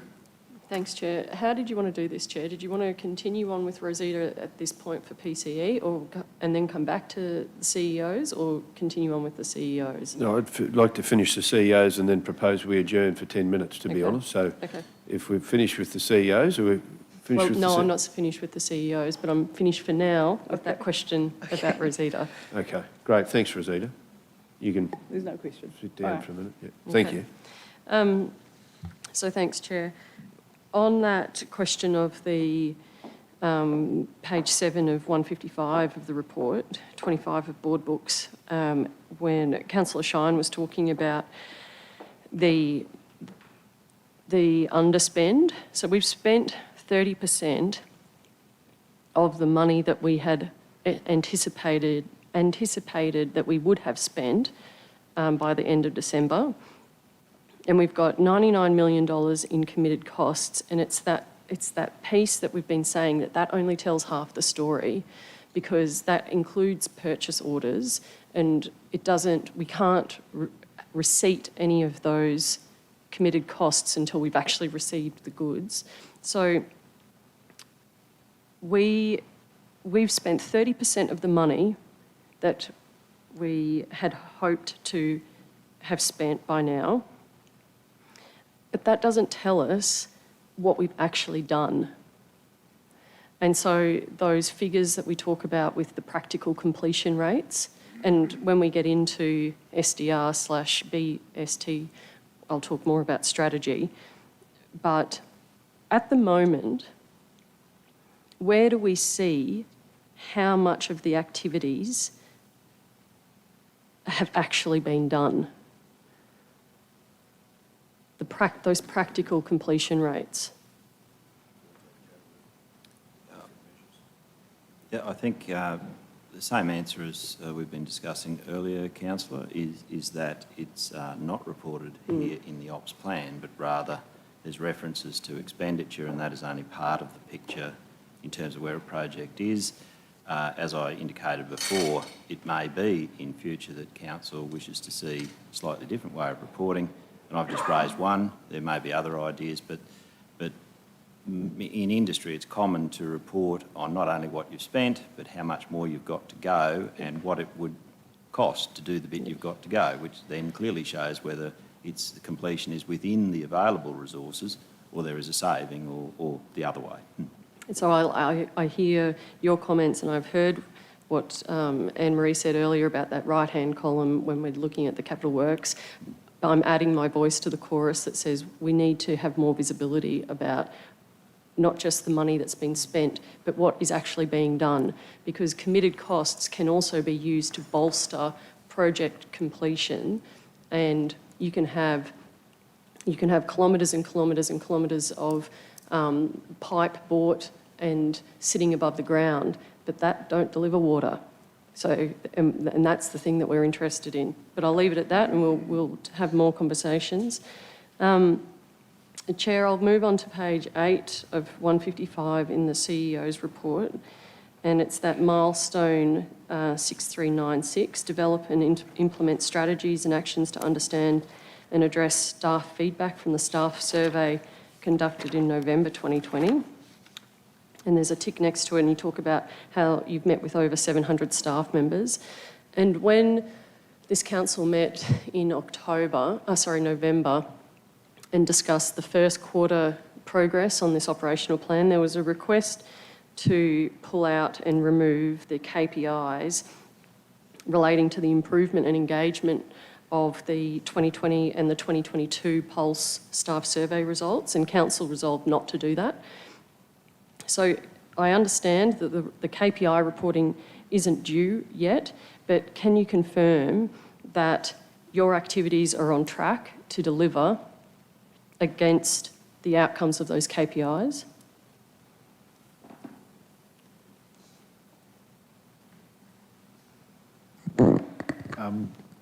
Yes, councillor, at this stage, but also I'll be providing a report on the PKF progress as well, which will be a separate report, which will give you further insight into some more detail related to those strategies as well. So that'll be a separate report to this, which will be coming.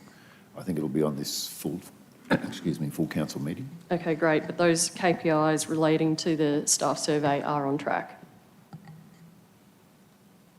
That we discussed at the last progress report in November. You asked for them to be removed. Council resolved that not happen.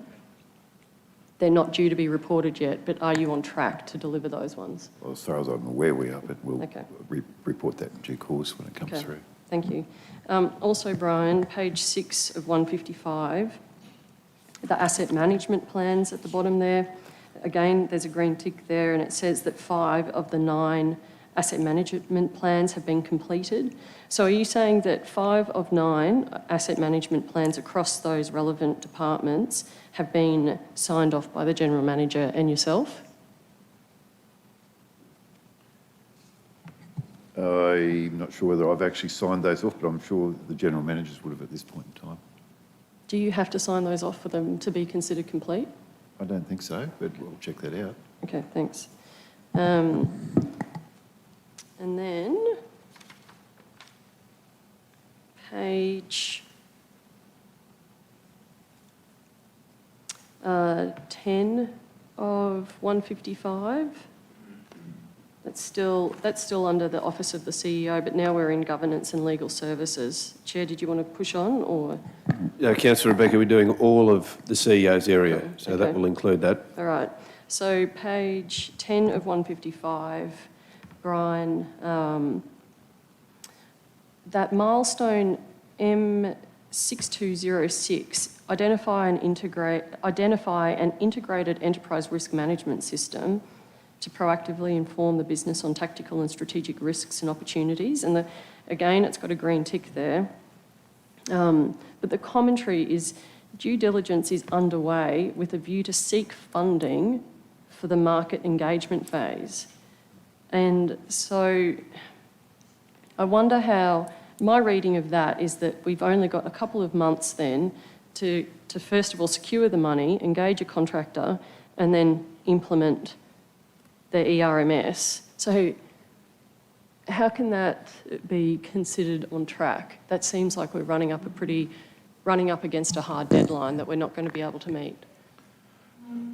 The milestone there is identify the enterprise risk management system. So basically they're going through the process to identify an appropriate system that will actually integrate with all the other things we need within the organisation. So it's identifying the ICT system that actually does it.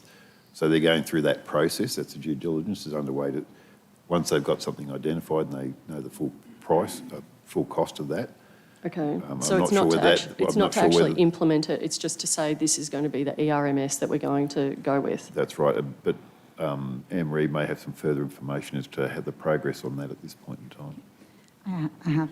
Thank you, councillors. We approved the funding at BR1 to support this project. The executive leadership team met, with the exception of Brian, who was out on the road. The team's meetings and met with Beacon on Monday and had a look at a system that we already have. We've involved our ICT team extensively. So we've found a system that is fit for purpose, that we've already licensed to use, so at minimal cost, and we think this can be a really quick implementation. So it's been really good. That's only happened this week, so really good result. Thanks for that. That's great progress. Thank you, Anne-Marie. Thanks, Anne-Marie. Final one for me with Brian, Chair, is just a small one. The very final page, I believe it is. Oh, no, sorry. It's page 13 of 155 of the report, 31 on board books. The KPI associated with the number of legal service performance reports provided to the CEO ELT. The target is 2. The actual is 25. So that is well and above what that we would have expected. My question is, that sounds like it's one report a week that's being written by the legal team, going through management and then up to ELT and your office. Is that number right? They have been reporting to us on a monthly basis, so I don't know where the 25 figure came, but I'll have to check that out. It doesn't look right. It doesn't look right. Yeah, that's right. Unless they're counting those reports that are coming through to council through the committee process, through the confidential briefings, they might be counting those as well. So we can just get clarity, because we want to have confidence in the numbers that we see here. Thanks. Thanks, Chair. Thanks, Councillor Rebecca. We'll check on that one as well. Councillor Nancy? Thank you, Chair. I've got a couple too, if I could. On page 31, the one that we've just been on, the one above that, it says it's 50% complete, and yet in the performance it says work on reporting structure is ongoing. And in actual fact, what they are supposed to be reporting to is providing legal service performance report to the CEO stroke ELT. So they're actually just working on the structure of the report at this stage. So to me, that should be a 0.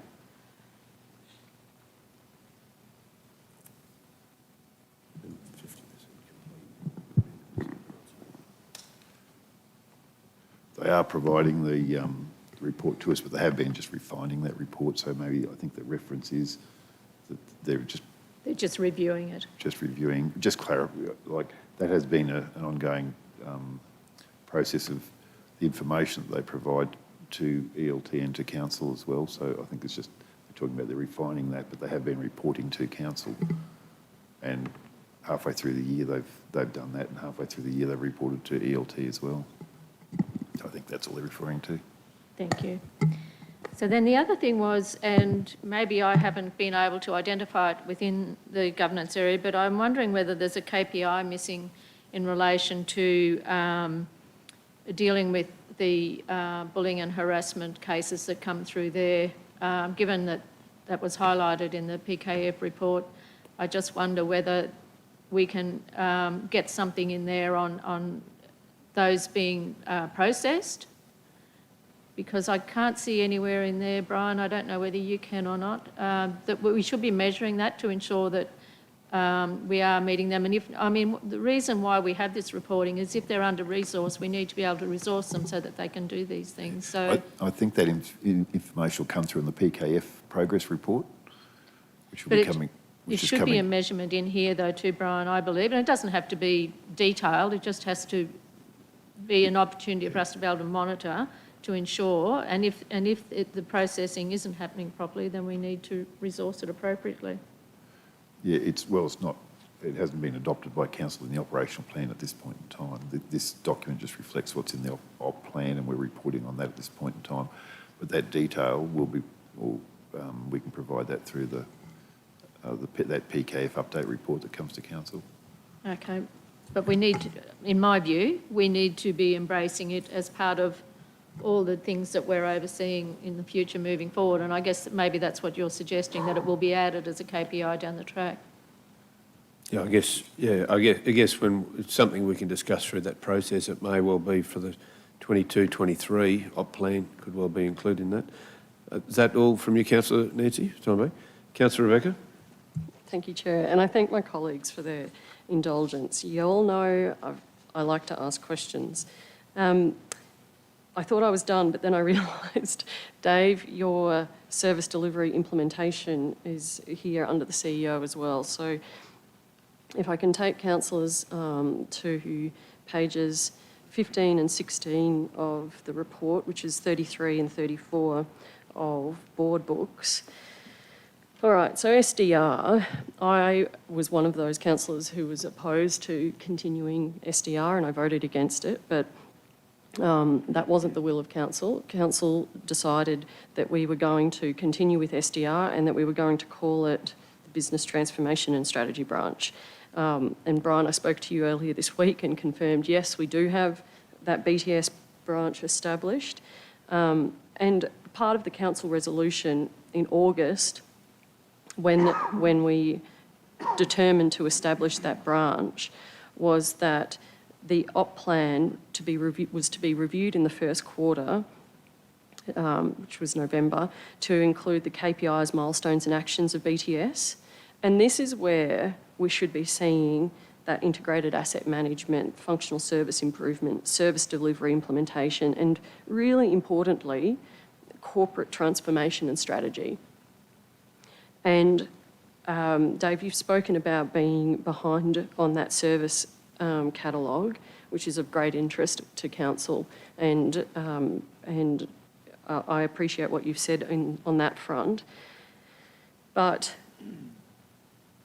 we need to have visibility of how our strategies are going. And this was, I lost the debate about SDR/BTS, but the silver lining is, okay, we have a budgeted branch that is supposed to be attaching KPIs and milestones and actions to those corporate strategies.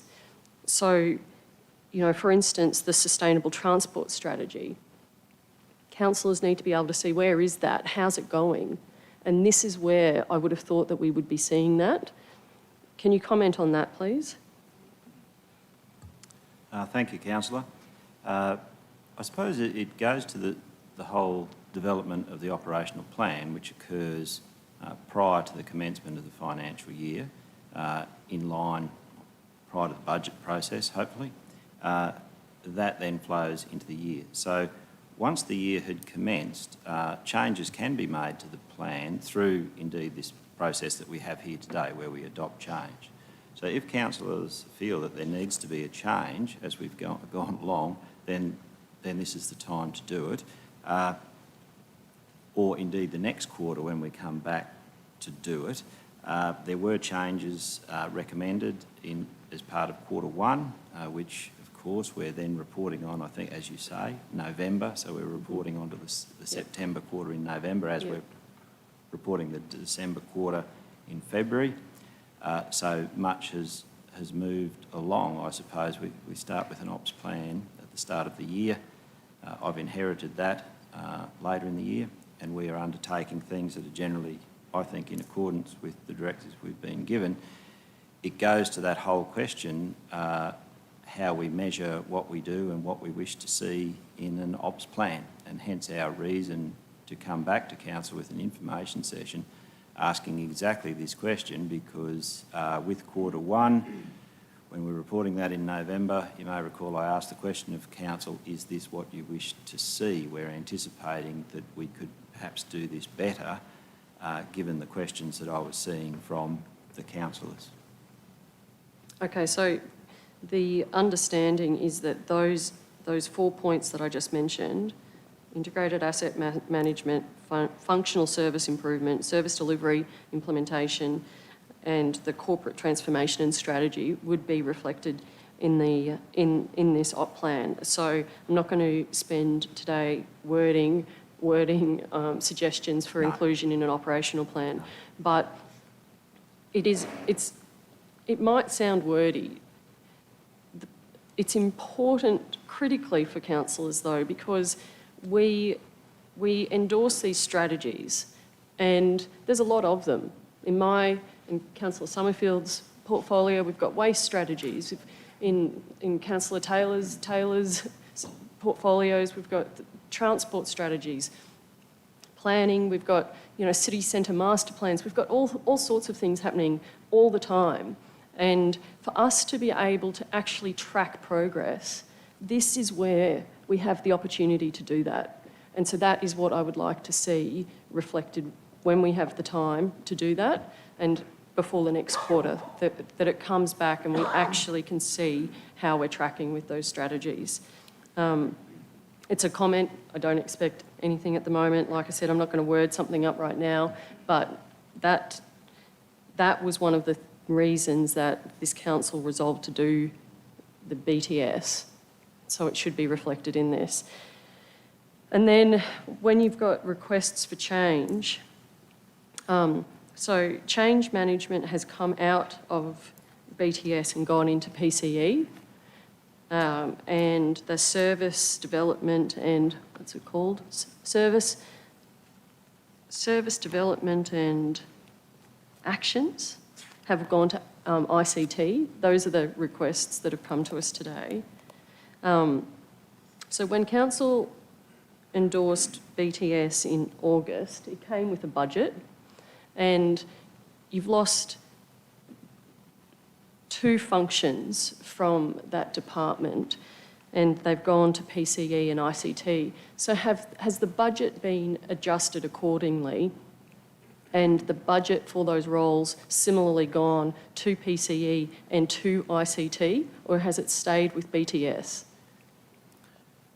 There's a fair few questions there, Councillor, but starting at the end, the change management position was a position rather than a full function in and of itself, and it was originally built into what we were calling service delivery. This was and the terminology was known quite well to people within the group, and I appreciate that where I talk about, I think we call it service development, that was one of the 4 strands that was created with the BTS. So we had integrated asset management, functional service improvement, service delivery implementation, and then the corporate performance and strategy. Now, the service delivery implementation were essentially a team of people driving and working with Tech One and CI Anywhere. And essentially an IT-based function, and there was a decision, a broader council decision that should be attached to ICT, and indeed they moved there, and indeed the budgets have been adjusted, so the budget now sits within ICT. And this is, if you like, catching up with that. The other position, the change management position, was a position that was ultimately not filled, was vacant, and that position was transferred to PCE. And with that goes, with the position, of course, goes the funding in the system, if you like. So yes, the budgets have been adjusted, and I suppose this change in the ops plan is reflective of that, as it should be. The broader, well, actually, sorry, Councillor, I forgot the first part of your question. No, that was it. I was asking if with the removal of those functions and people from the team, if the budget had shifted accordingly. Absolutely. Thank you. Thanks, Councillor Rebecca. Any other questions for the CEO's area? If not, I'll ask for a mover to adjourn the meeting for 10 minutes. Moved by Councillor O'Hara-Sullivan, seconded by Councillor Melissa Taylor. Those in favour? That's carried.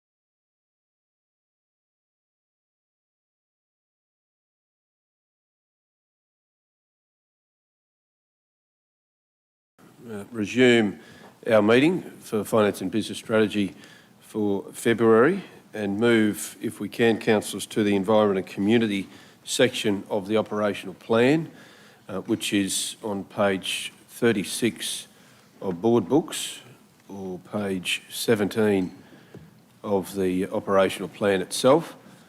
We've got General Manager Nick here to answer any questions in regard to the Environment Community Services Group.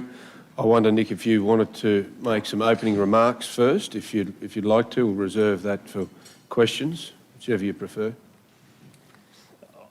Happy to take questions, Councillor McDonald. Thank you. And councillors, any questions for Environment and Community Group? Councillor Summerfield, question, and then Councillor Shine. Thank you, Chair, and thanks, Nick.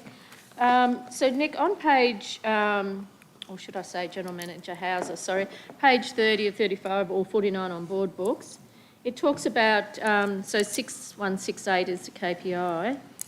In December, 8 council-supported projects engagements were delivered across the region, including Australia Day.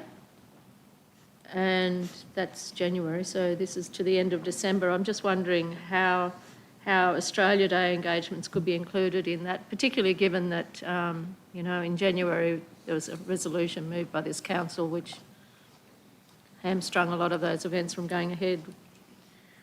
Thanks, Councillor Summerfield. Good question, a good pick-up. What it probably should have read was preparations or events were supported, the planning stages were supported. So through December, we would have been supporting the preparation for those events. The decisions by local committees to either cancel or postpone or do something different only happened after that time. So through December, we certainly were supporting the planning and the preparation, but not the delivery. So it's probably just poorly worded and should be thought of for next time. All right, thank you. So then on 54 of board books, number with the art galleries, Rosalie, trying to find it, it's up the top, second one down, 6706. It said that it was closed from the 5th of December to the 12th of January. Is that normal for Rosalie Gallery to be shut for such a long period of time, given it's one of our most popular galleries in the region? Yeah, I think it is normal for it to be closed for that period of time. I'll just double check with the team, but there is, I know that the Toowoomba Region Art Gallery shuts down for a long time over Christmas, and I think that's our normal operating practice there. It's supported by volunteers, as you know, as well, but it's a period that it shuts down. But I will just double check that and confirm for you that it wasn't something out of the ordinary.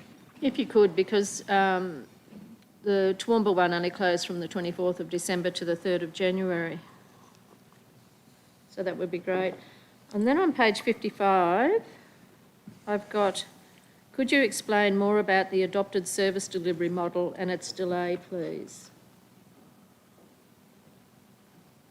I'm just trying to find the number of it. Sorry, I should have had that.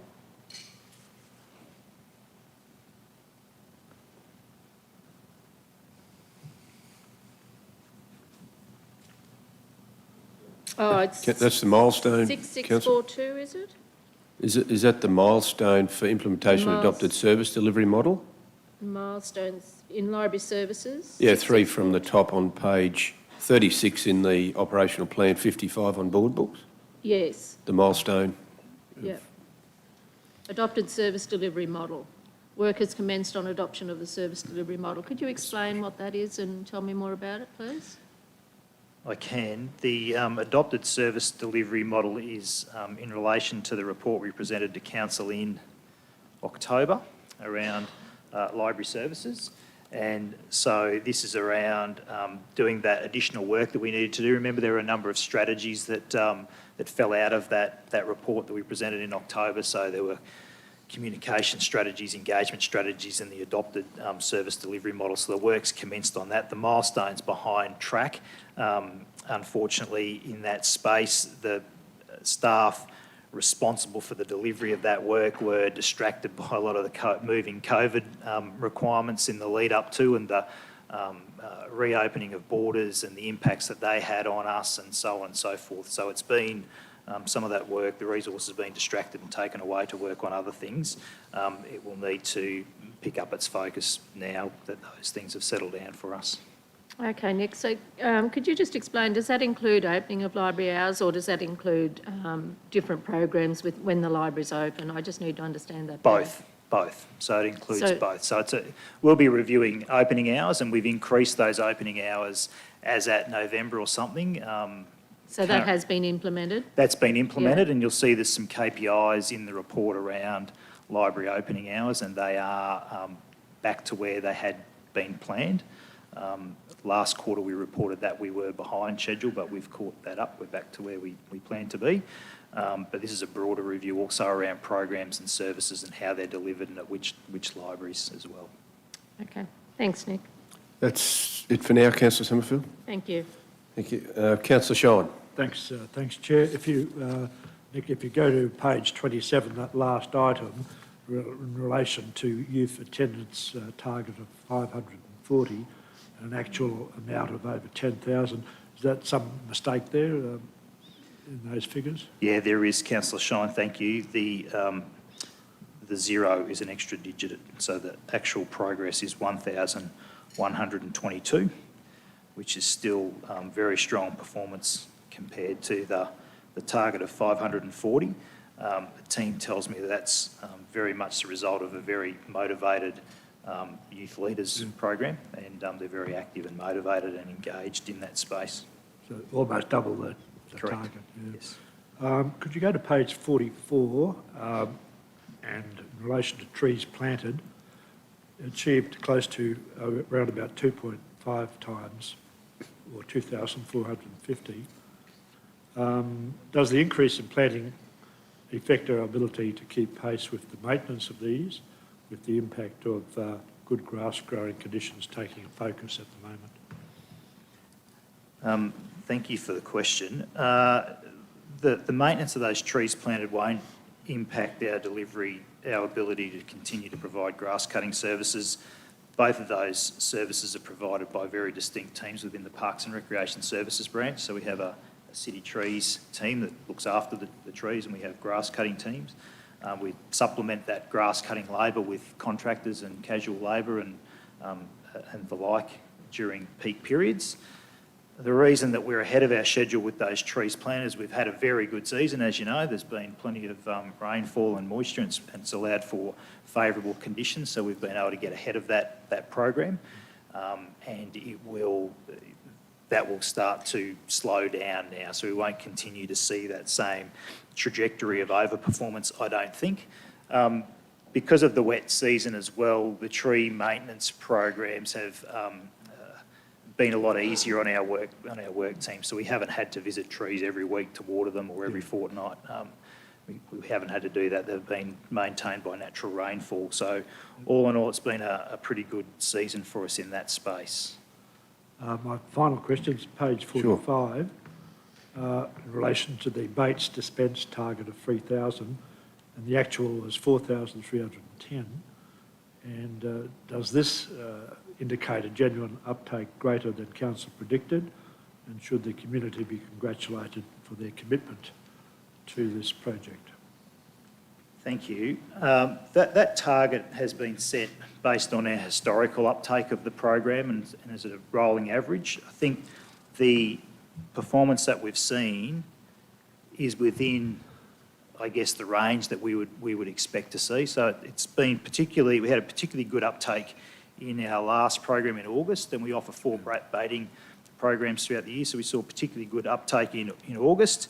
Naturally, of course, the community should be congratulated for availing themselves of that service and taking their biosecurity obligations very seriously in relation to the maintenance and management of wild dogs. But I think that's a reasonable performance that we have seen in the past. Not the best that we've seen, but certainly not the worst either.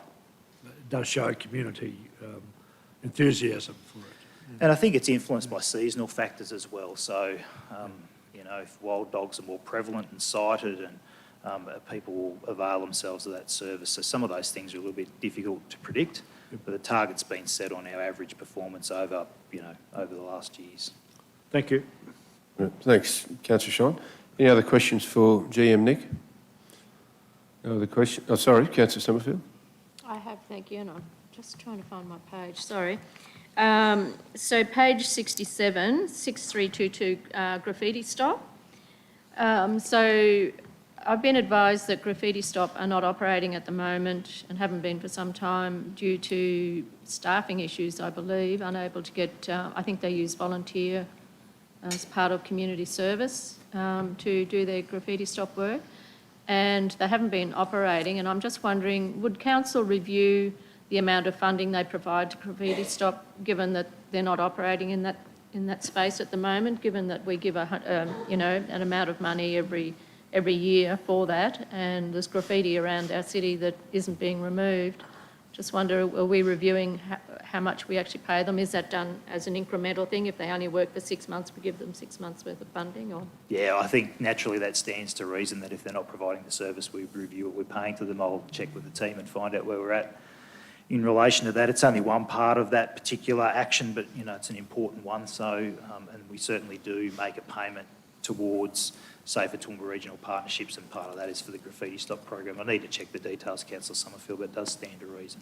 Thank you. If I can comment on that, being the chair of STRP, it'd be worthwhile getting even just a circulated summary of actions, because the removal is one element of what's actually taken place, and it's actually not that it's not happening. It's been postponed from the orders, the court orders, because of COVID, and that only started to take place in January. So it's only for a short period of time of this month that that's happened. But I think, Nick, maybe a summary from Darryl through that for your area would be useful for councillors to understand. Yes, thank you. Yeah, I think the emails I've received have been dating back to at least December, so I don't think it's only just happening in January based on the emails that I've received. Well, I'm happy to follow that up for you, Councillor Summerfield, and we'll get a report. That would be wonderful, thank you. So then on page 68, number 6674, the canine inspection programs,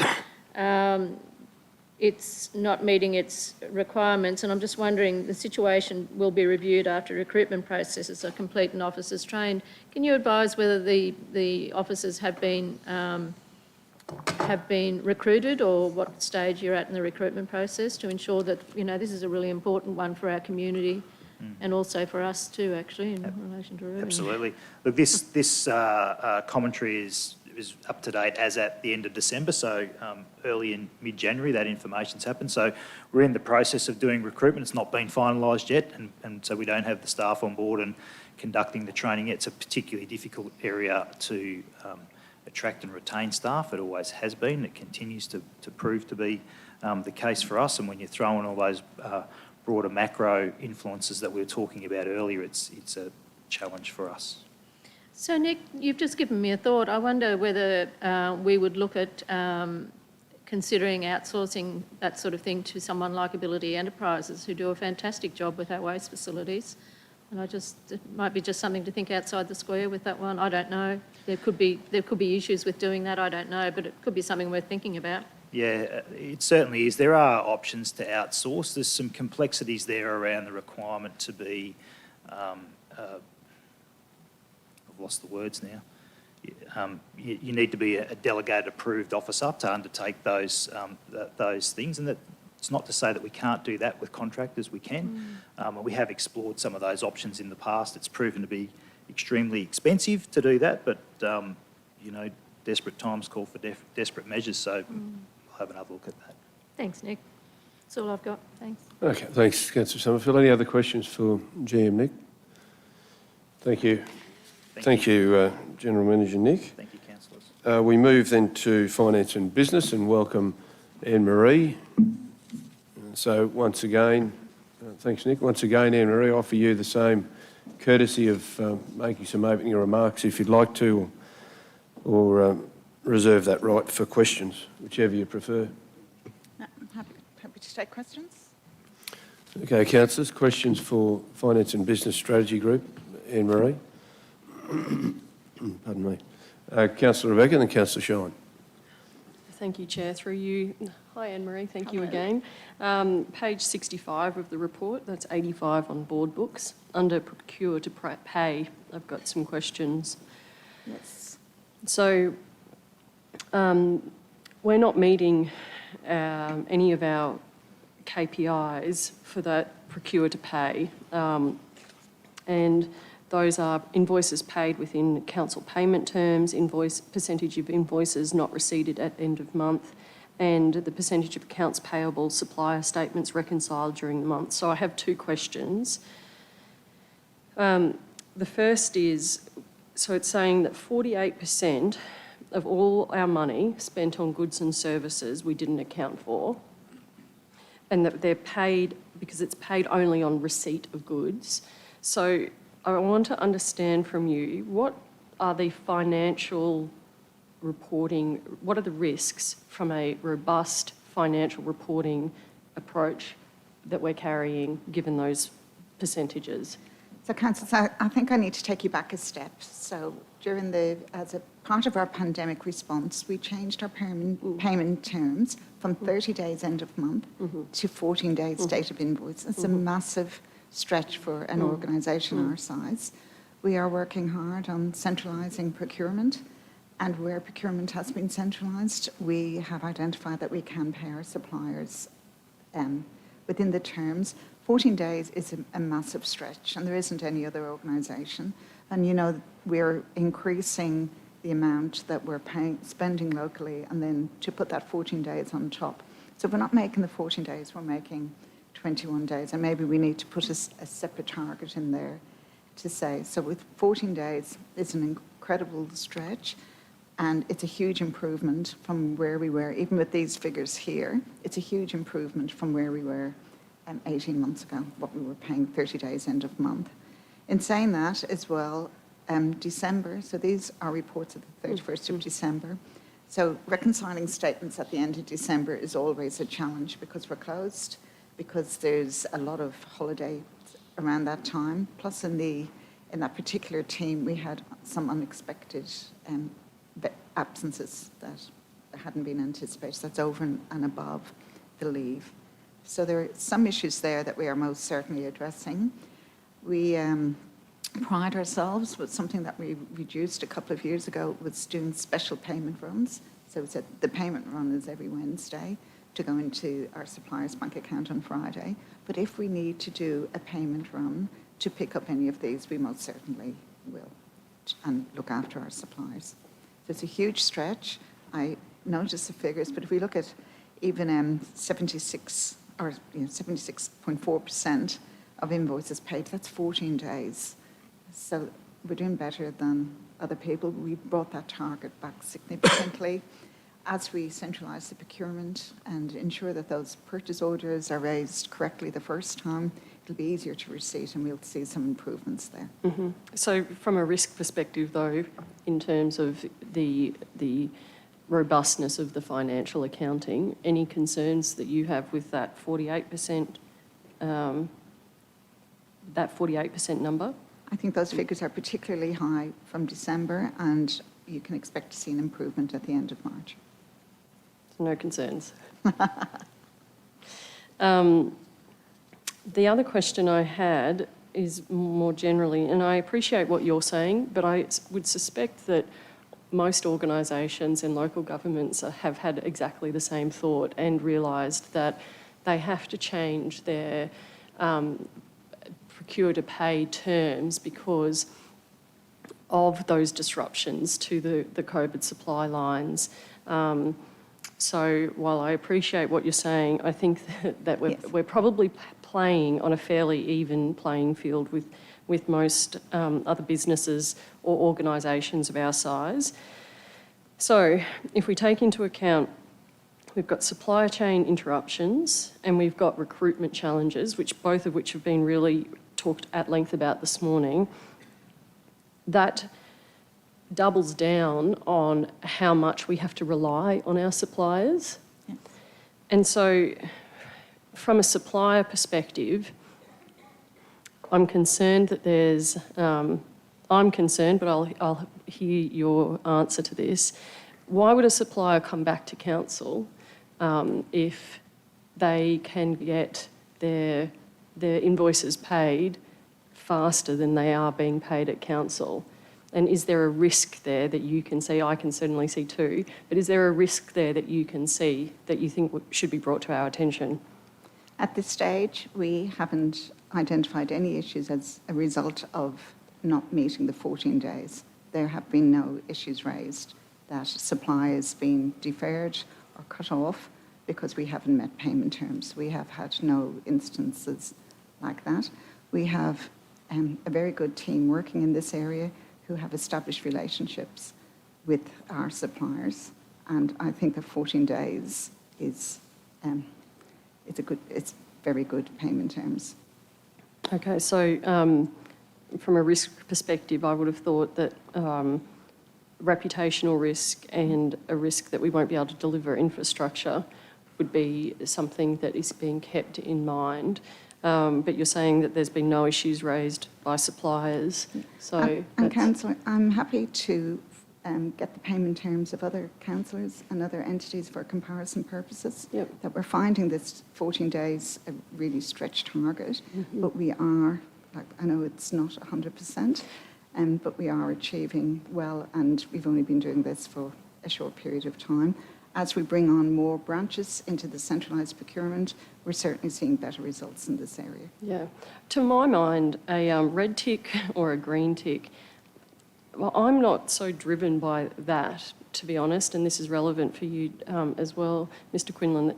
It's more about understanding the comments that are there and the percentages that are there. So sometimes a red cross it has a visual impact, but to understand what's actually going on, that's the intent. And similarly, a green tick is worthy of further questions and investigation as well. So, and so with looking at the invoices outstanding at the end of the month, so they were not necessarily due for payment. So they hadn't been receipted. oh, you're talking about 6299? KPI 6299. Yep. Yes. So they weren't, they hadn't been receipted. So we'd received the invoices, they hadn't been receipted. Yeah, that's right. But they may not have been due for payment. So, Yep. you know, they may have got receipted and paid in the same day.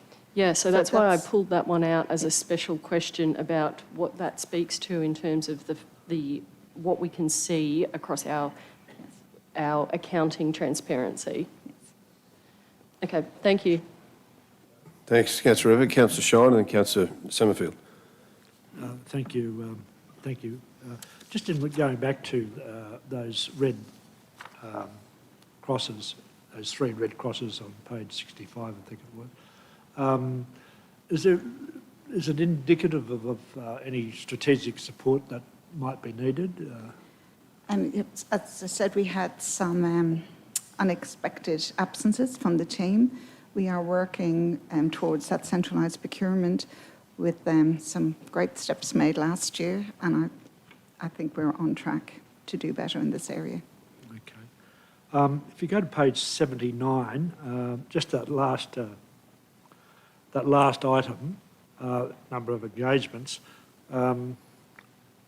just intrigued as to why there is a 98% of an engagement anticipated in the target.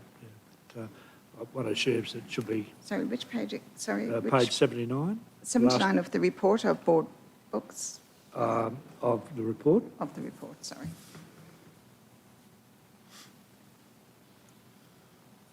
I see you're talking about the bottom one there, Yeah, Councillor Shine. It's got a target of Must be a 1,999.98. Yeah.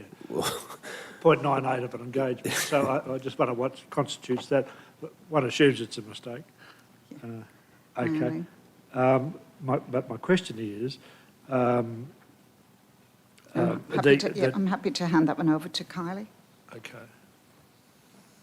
Thanks, Kylie.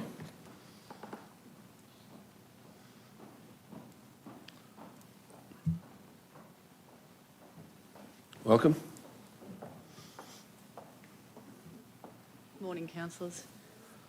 I just wonder if you could comment, not on that matter I just raised, but on the fact that the actual is far below, and I appreciate that it's really not up to your section as to where interest is generated by the other parts of council, one assumes. But have you got any view as to why it might be down by roughly, 25%?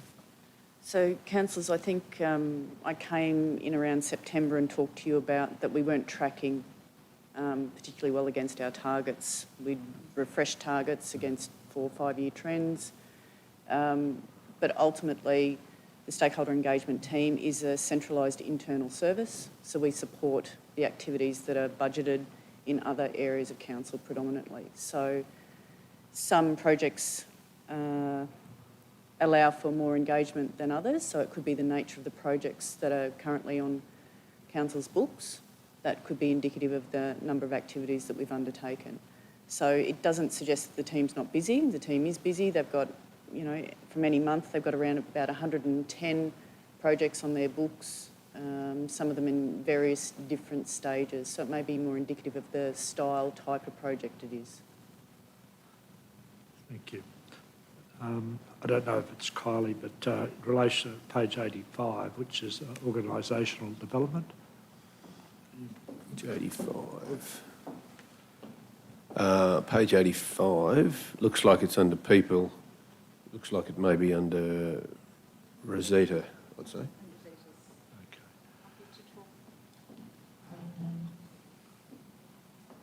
Page 85. Oh, page 85, yeah. Page okay. 85. Yeah, organisational development. Yep. See that? The red tick, so you really just want to go... Yeah, an just update? an explanation as to why those 3 red crosses are there and what might be in plan to, what might the plan might be to rectify the situation for the future.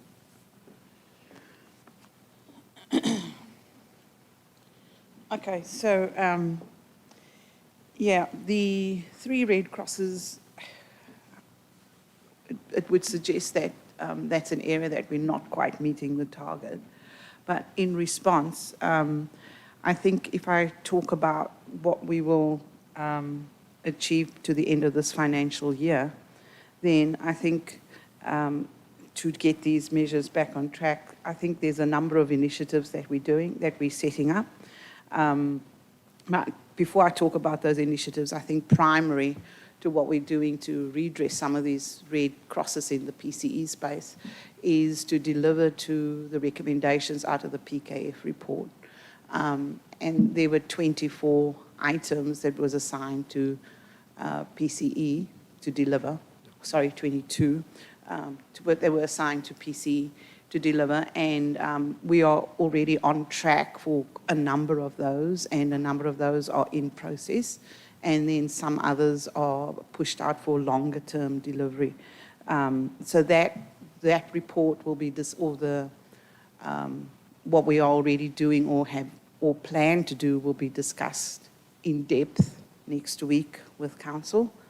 But to just go through some of the things that we are doing to address some of these questions here is primary to organisational development is the setting up of the learning organisational development and engagement function and their team.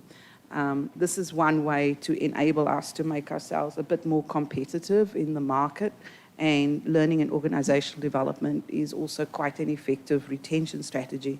So to get that going, we will resource the PCE team. Primary to that has been the restructure of PCE, which has gone live on the 31st of January. And at this moment, we are working to resource the team to deliver to those organisational strategic imperatives. What we're also looking at doing is, and that's also part of the PKF recommendation, is reviewing and adjusting and updating all our policies. We need to look at the procedures. How do we deliver the work that PCE delivers? How do we do that? Is that contemporary enough?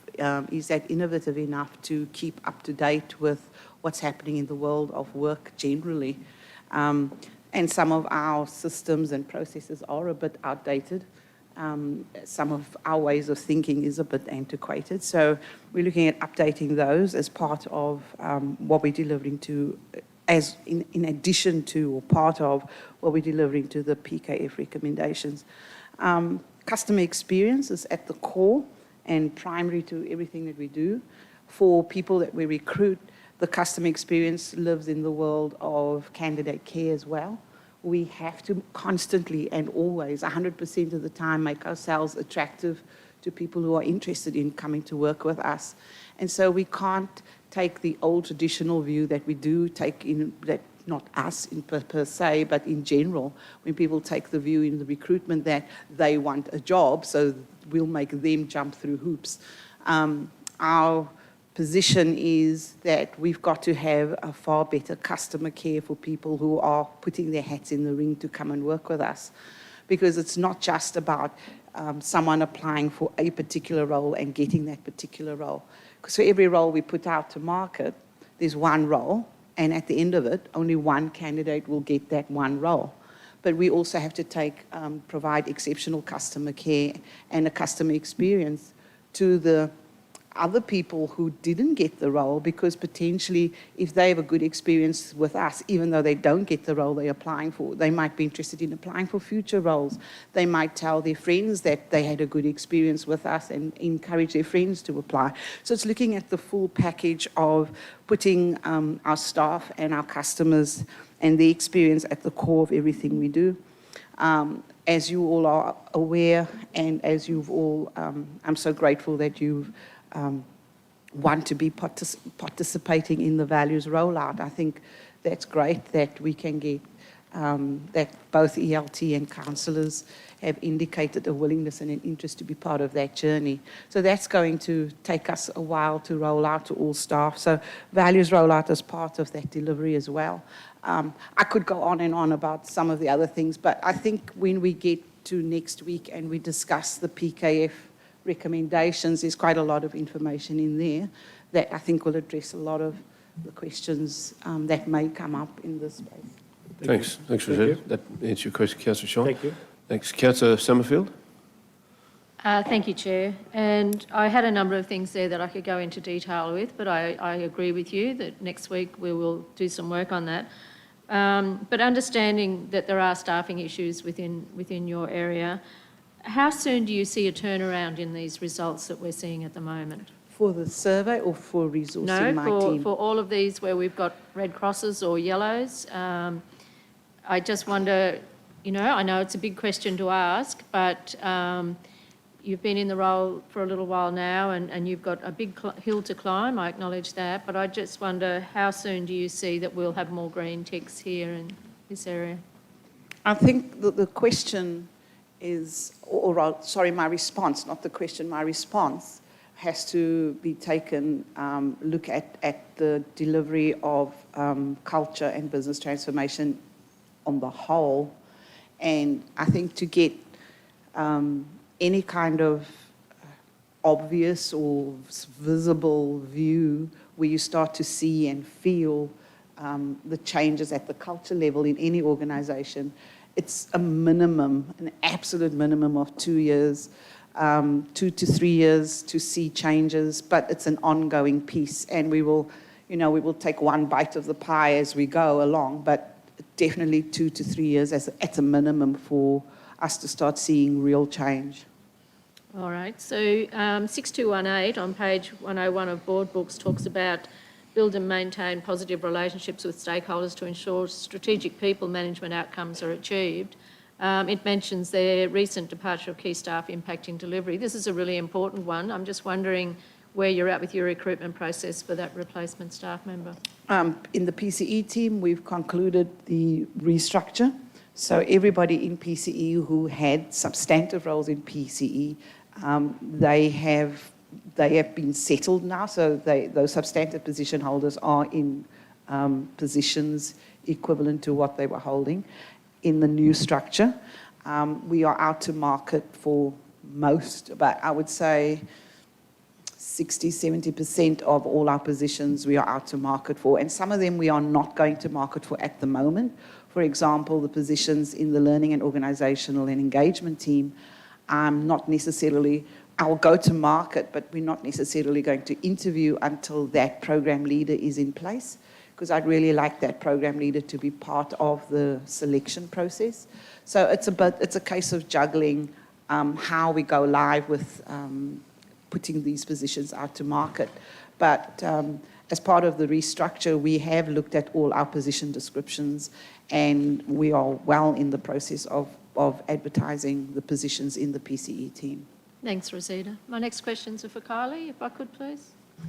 Sure, thanks, Rosita. Another question for Rosita before she leaves. Thanks. Yeah, thanks. Thanks, You. Councillor Rebecca. Thanks, Chair.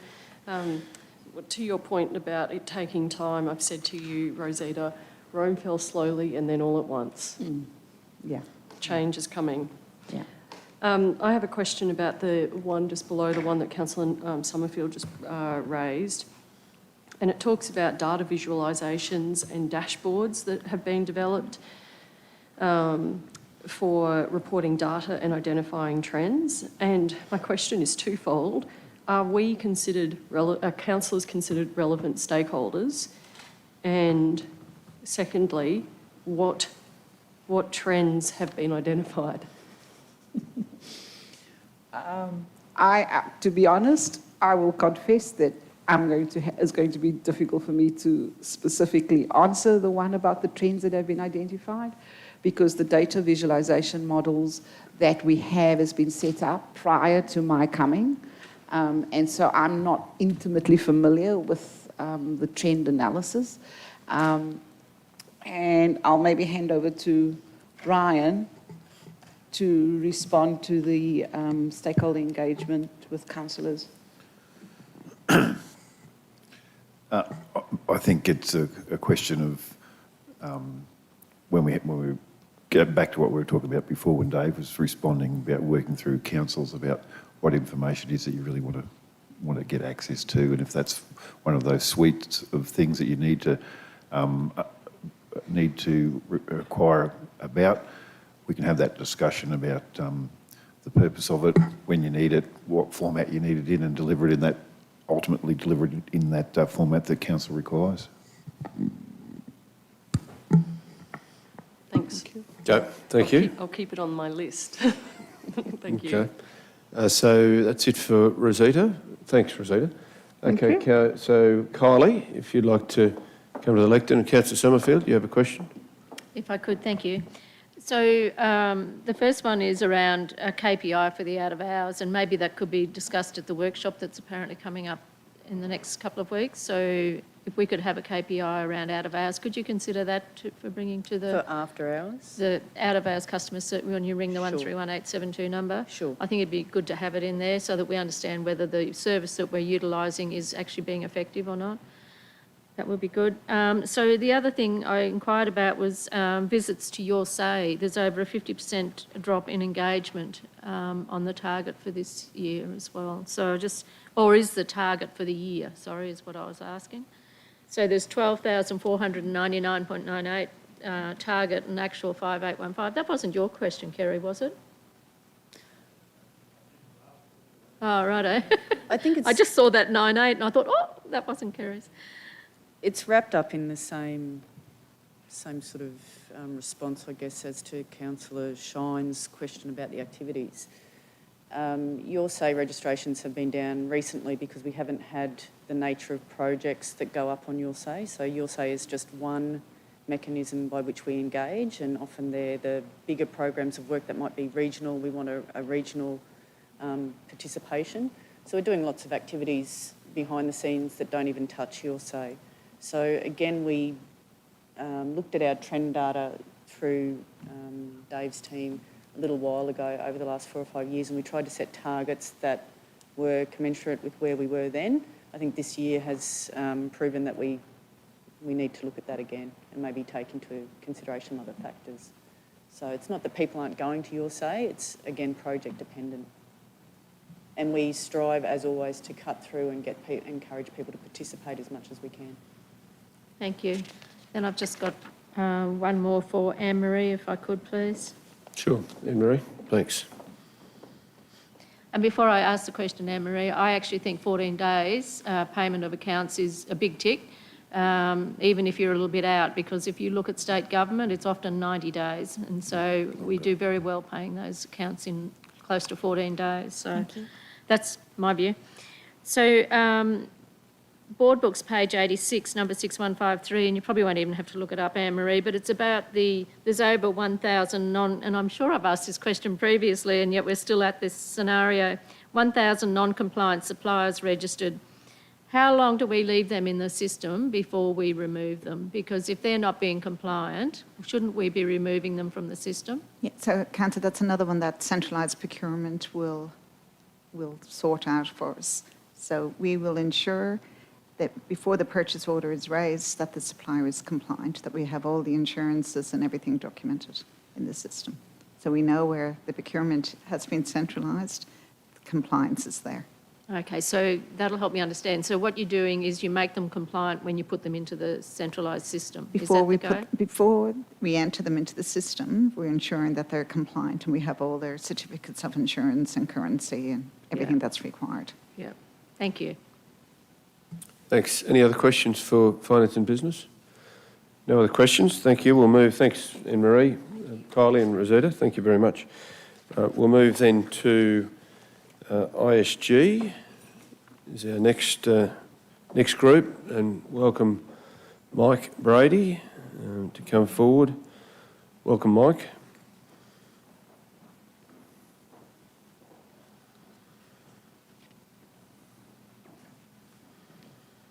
Once again, Mike, I'll give you the opportunity if you wanted to say some opening remarks first or go straight to questions, up to you.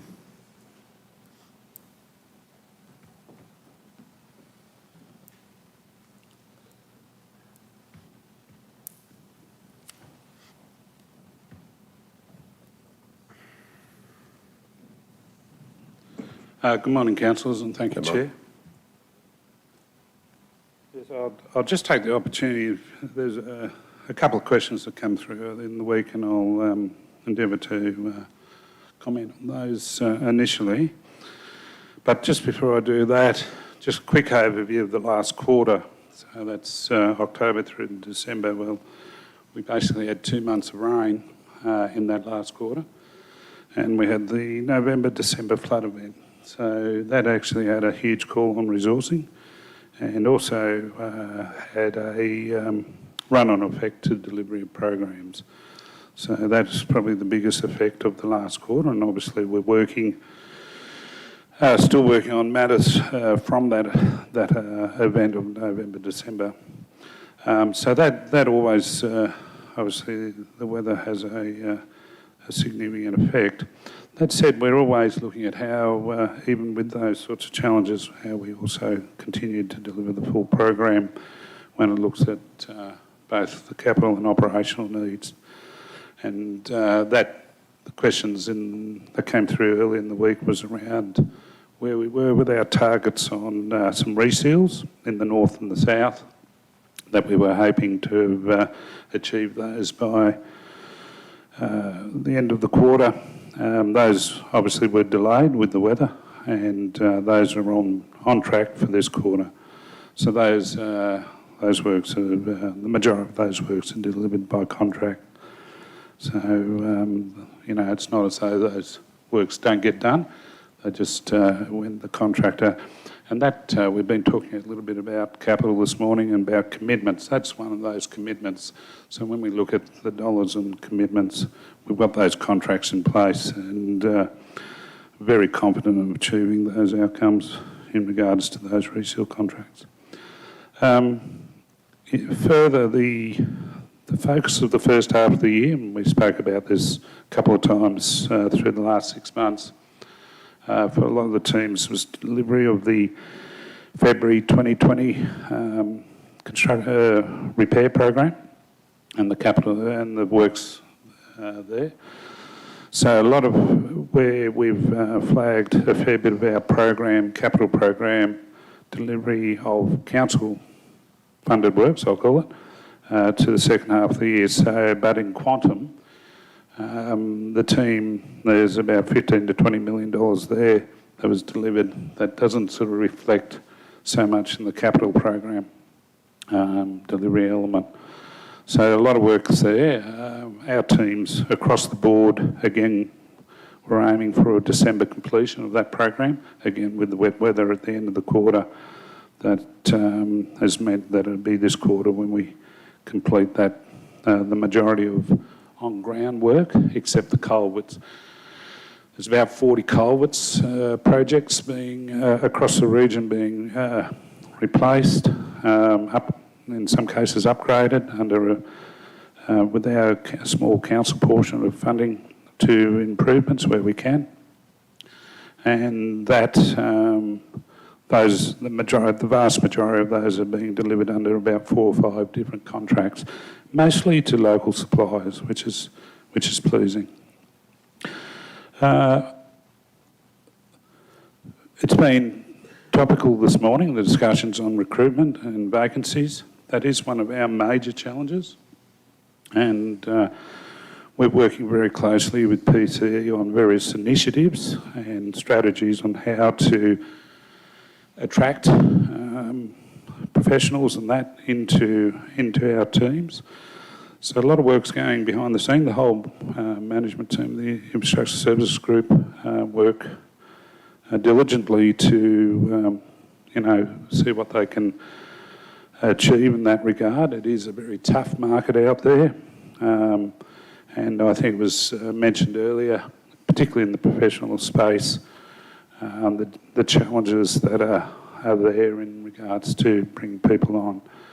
Australia alone only graduates on an annual basis 50% of the engineering capability required of this country.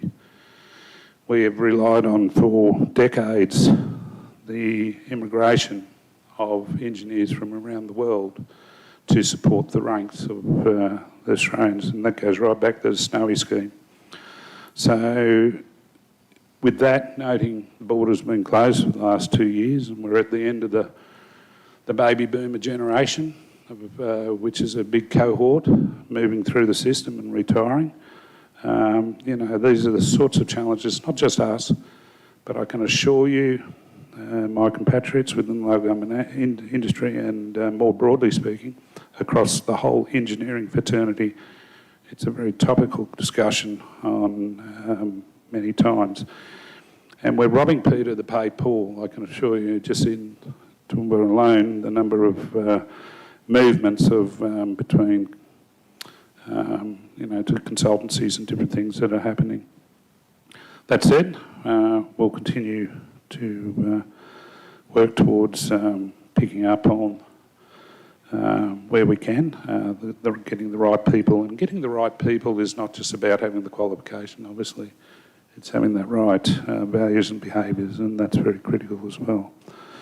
It was also mentioned the supply chain issues, and Council talked about budgets a little bit earlier. The budgets for the projects were set, some 9 months before we walk into, well, actually in the 10-year capital works program and then in the few years leading up to a yearly budget. So the budgets that we actually set don't only allow for a certain small amount of contingency. And also, as I've mentioned just even yesterday, you don't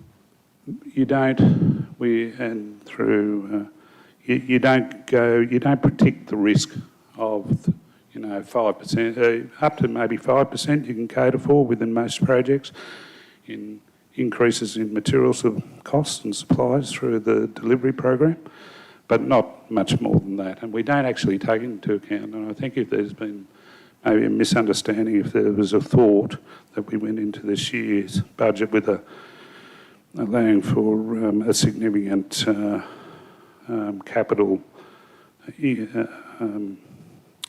contingency. That wasn't the case at all. So, look, supply chain major effects have been in our fleet and logistics space, and that has, we've got sometimes, unfortunately, the delays in supply of various items of plant, and we've got now, we're working with a high degree of flexibility and agility in what we're ordering and what we can get. but we're also looking at, unfortunately, some of the delays are out to mid-23 on delivery of some equipment. That said, we work within our constraints and continue to strive to deliver. Thank you. Thanks, Mike. Maybe that's a broader discussion with BR2 when we get to there for an update on fleet as well. I've got a question from Councillor Shine. Yeah, no, thanks, Chair. Just first of all, you mentioned that in Australia we're about 50%, below what we, 50% below what we should be producing by way of engineers in your area. I take, was that civil engineering? No, across the whole engineering profession. Across the whole. What proportion of engineers are women, and are we doing anything here and Australia-wide to encourage more women to take up engineering? Yeah. The current proportion of engineering, women engineering graduates is around about that 14%. It has increased over the last couple of decades from probably around about 10%, maybe a touch lower. In the professional organisations such as Engineering Australia, IPWA, others that I'm part of, and proud member of for those. Well, I can assure you for the last couple of decades we've been working on different strategies across the whole engineering profession to attract more women and that into the engineering profession. And it's one of those, it's a significant challenge. When we look at affirmative action policies of various companies, and I know there's a few major Australian companies that promote a very, more broader, equitable balance of staff that way. Their affirmative action policies have a significant bent to significant dollars being invested into pay and making sure that, to attract so that they can report at, those areas. Obviously, there's more to an organisation than just the dollars, but it is a challenge. Just another question. You addressed the lack of resealing. There was nil on a couple of items there. And I think you attributed it to weather to a large extent, but is it also a case that, or tell me if it's wrong, that planning is done in the first half of the year and deliveries in the second? Is that got anything to do with it or not relevant? Well, with the team, our aim is to have the reseal program completed, or between 90 and 95% plus completed by Christmas each year. Okay, so the aim out there was having the reseal program well underway. There was a small delay in getting the contracts out this year, and that may have given us another month up our sleeve prior to the wet weather. But I suppose we all know, I know anyway, that we are going to be affected by wet weather. It's just nature. And we've got a plan that's going to have impact. You try to plan on an average impact. You try not to plan, you're not planning for spikes or greatly for spikes of flood events and stuff like that. But at the same time, you've got to make allowances through the program. And that brings in all sorts of elements, everything from delays to variations on contracts, cost increases, all sorts of things, and can be very dependent on where you are within each individual project to exactly the level of impact wet weather can have. Thank you. Thanks, Councillor Sean. Councillor Carroll and then Councillor Megan. Thank you, Mr Chair. Just wanted to comment on female engineers, and Mr Brady is very much a champion in that space, but what has happened in our country is in previous years maths have been dumbed down and people have been able to get actual good entrance scores with what we used to call social maths. Now, not everyone is cut out to be an engineer, and we know that that's the case.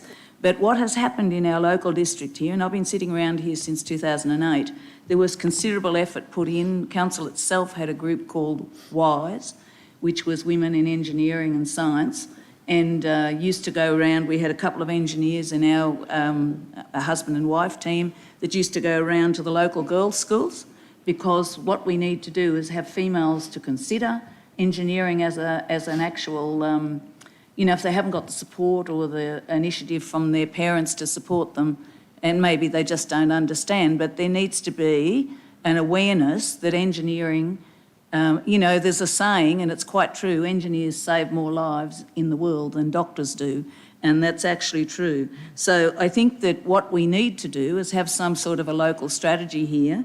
The University of Southern Queensland used to have a group called Go West, Women, Engineering, Science and Technology, and Bobby Brazel, the Chancellor at the time, was a great champion of that, and used to have meetings and beam them into schools like Longreach and Emerald and places like that, and give young women, bursaries and different things to attend those. So I think there's a lot of fertile ground there that we could probably go back to.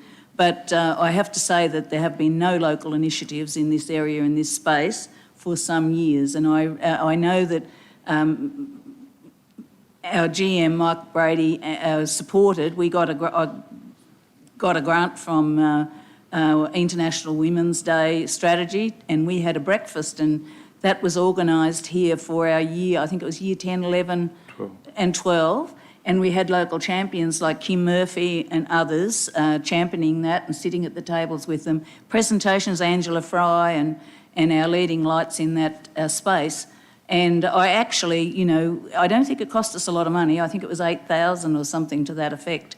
So, council could join with someone in the community, perhaps the local engineers, and we could put something like that in place again. But it's a fertile ground, and we have 4 female high school schools here, and they're of great value.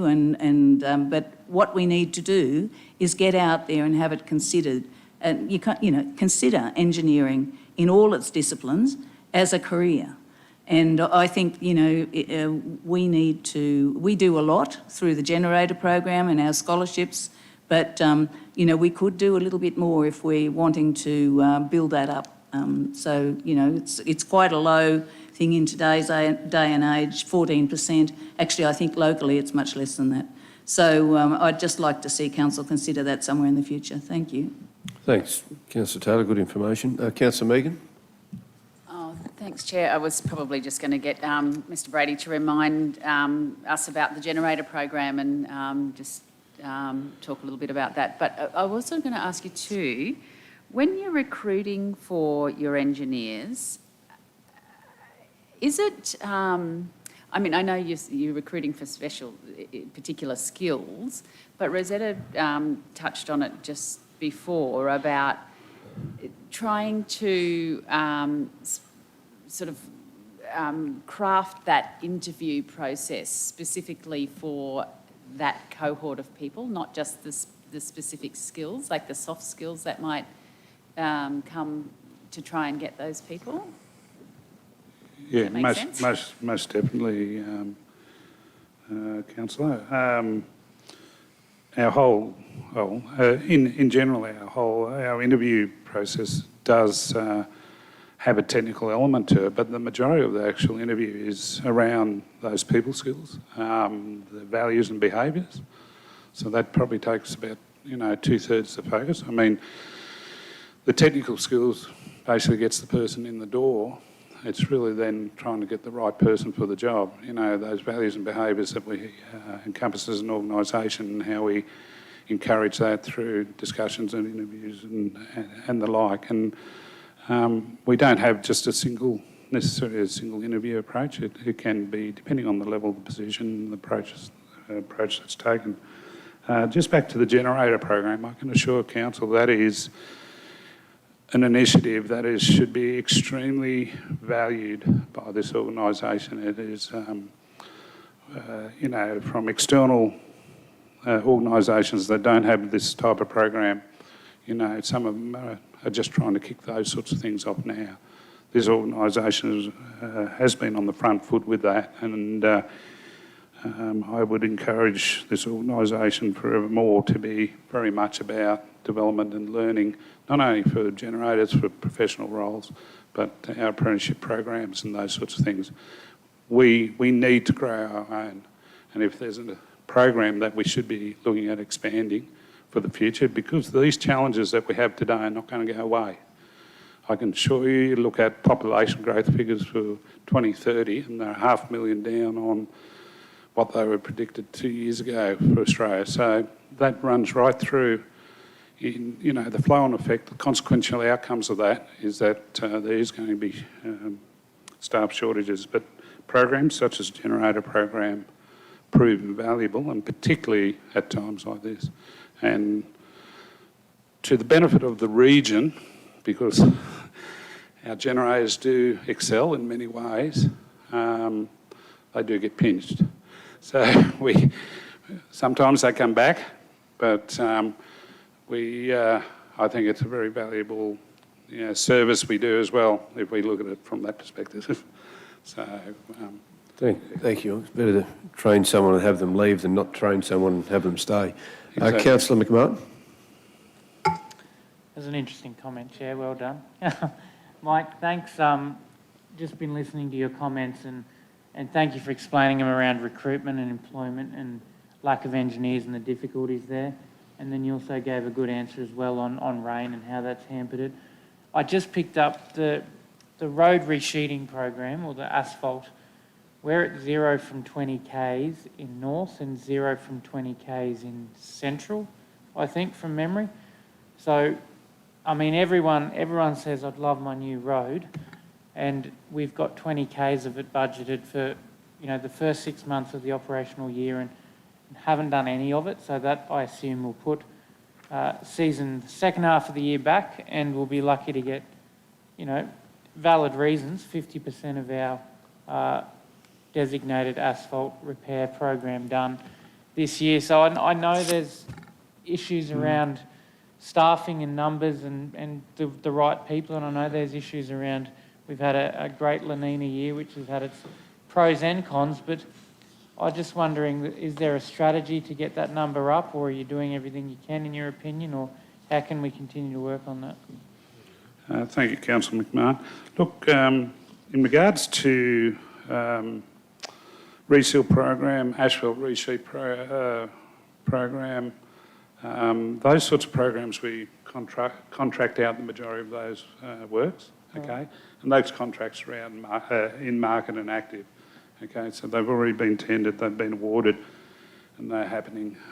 So I've actually got, in regards to completing those elements of our capital program, we've got very high confidence that they'll be fully completed this financial year.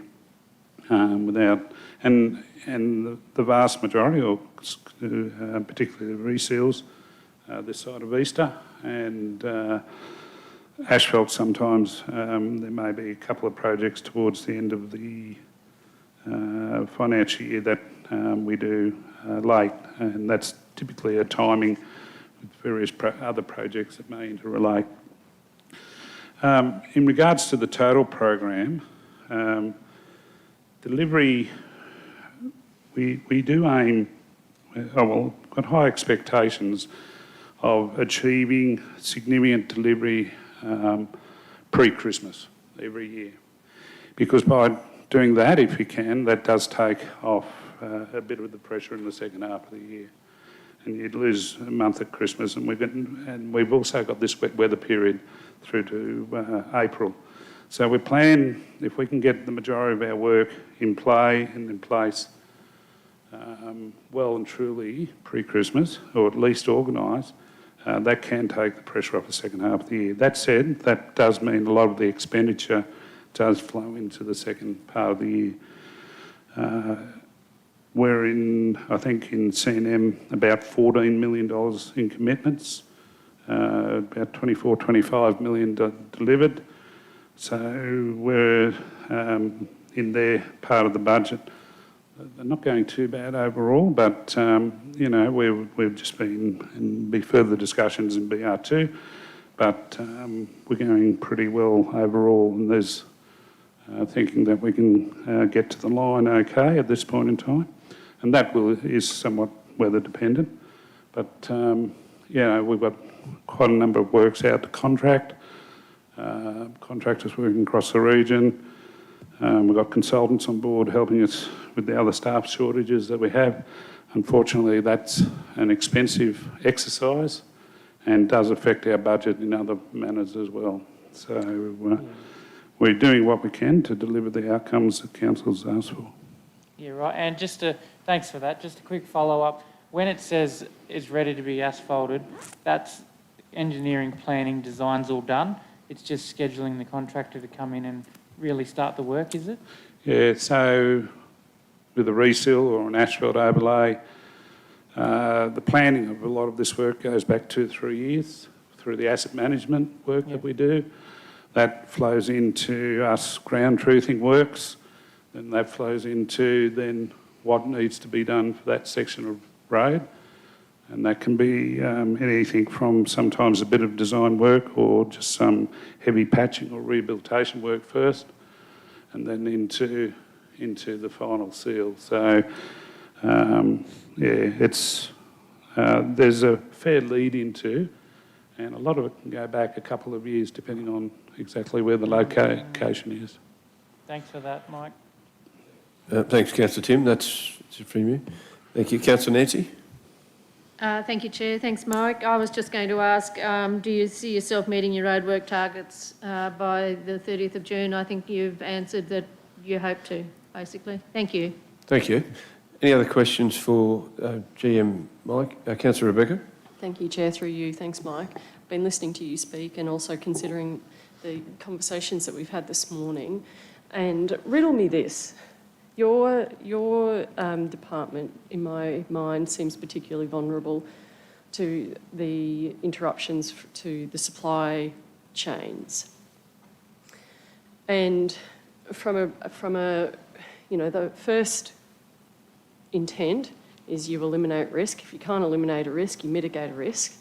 And in terms of problem solving, local governments all have the same cadence and routine to their budget adoption process, budget review, adoption, and each year it follows this same cadence and routine. Hypothetically, do you think it would help you with awarding tenders, securing contracts and getting supplies in hand, if we did things differently to all the other local government areas that we're in competition with for those supplies, if we brought forward our budget process, do you think that that would help you secure more supplies and therefore get the delivery of projects across the line? Hypothetically, I just am. I suppose, putting the hypothetically away, I think what's critical is what we proposed to council in November there with that session where we had JMR through David Hudson and Mark Patch, okay? And we talked about not just a 3-year budget cycle, but actually giving credence to that 3 years, okay? And thinking about what that actually means and looking at a project has a lead time, okay? A lot of our projects, doesn't matter where they sit within council, probably have up to, some of the largest ones, probably a 5-year plus. So council needs to think, okay, and it's not just in the capital program there, it's also in the operational budgetary area of giving funding into areas where they can develop up the ideas and the initiatives rather than leaving that initiative development into the last year of the budget. It needs to be given credence, and you mentioned strategies earlier today, to take the strategy actually from a piece of paper to actually an outcome. It's got to go through various steps, but one of that, they all need a level of investment every step along the way. So council needs to sort of be, in a manner, supportive to that And but at least the 3-year approach, I think would, and giving credence to, concepts being developed year one. This is in a very general terms. Concept year one, design year two, delivery year three. That sort of principle. Okay, not everything works exactly like that, but doing that would see that by the time you get to, inverted commas, delivery year, that, every effort should give you, should have in place the best chance for success at that point. No, I appreciate that, and I do agree with the three-year approach. Just a question. I wonder if we did things differently, we could get the jump on all of the other local government areas. There's some, unfortunately, on the world market, Australia's extremely small, and particularly when it comes to plant and equipment and vehicles and IT. So a lot of our supply chain stuff is significantly probably out of our own control, and we're sort of struggling along with many others. We're not Robinson Crusoe in this space. No. Thank you. Thanks, Chair. Councillor, no, I think that's it for questions for Mike. Any other questions for G and Mike?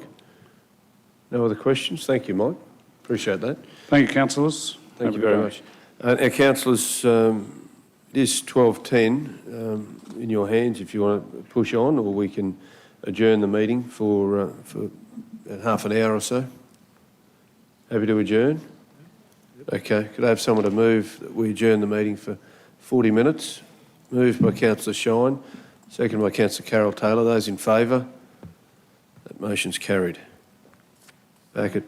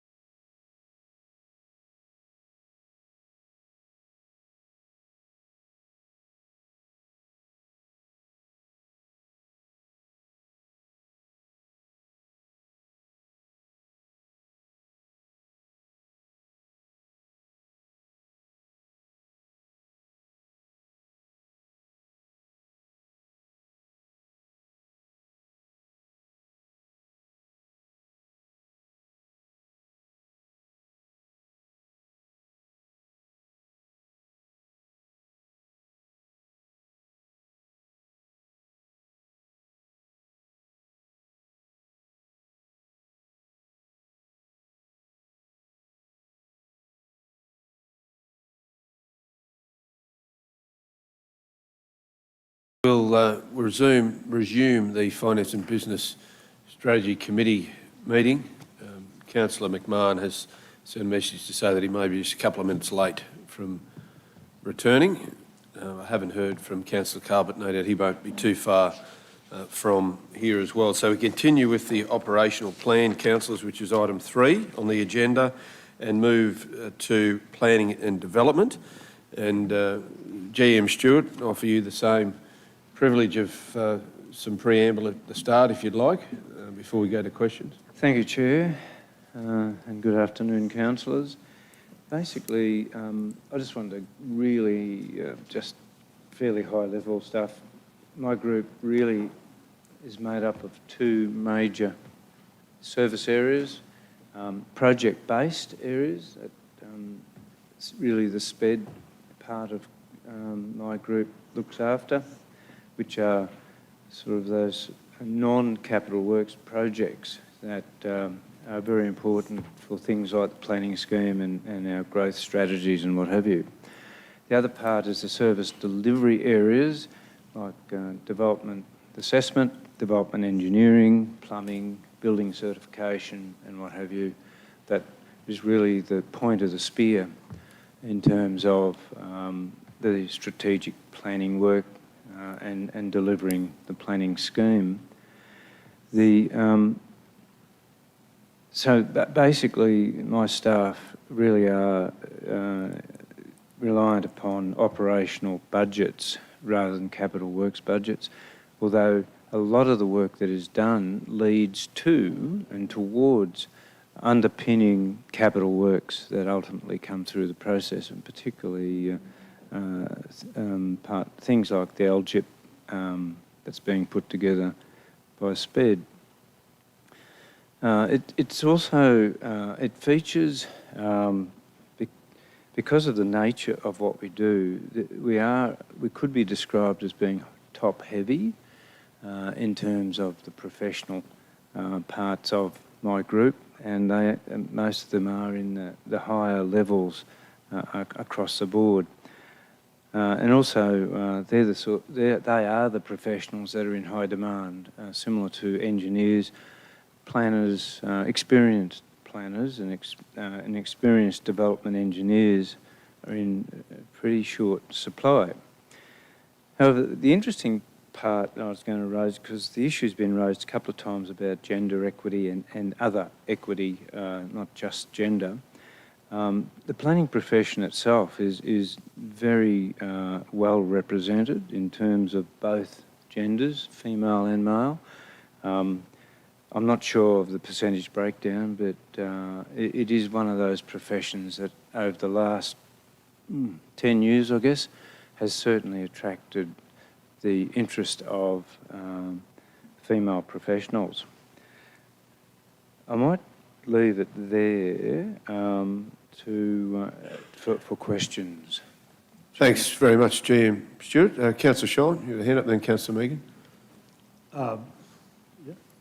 Me? Yep. Yes, okay. thanks, Councillor Shine. Thank you.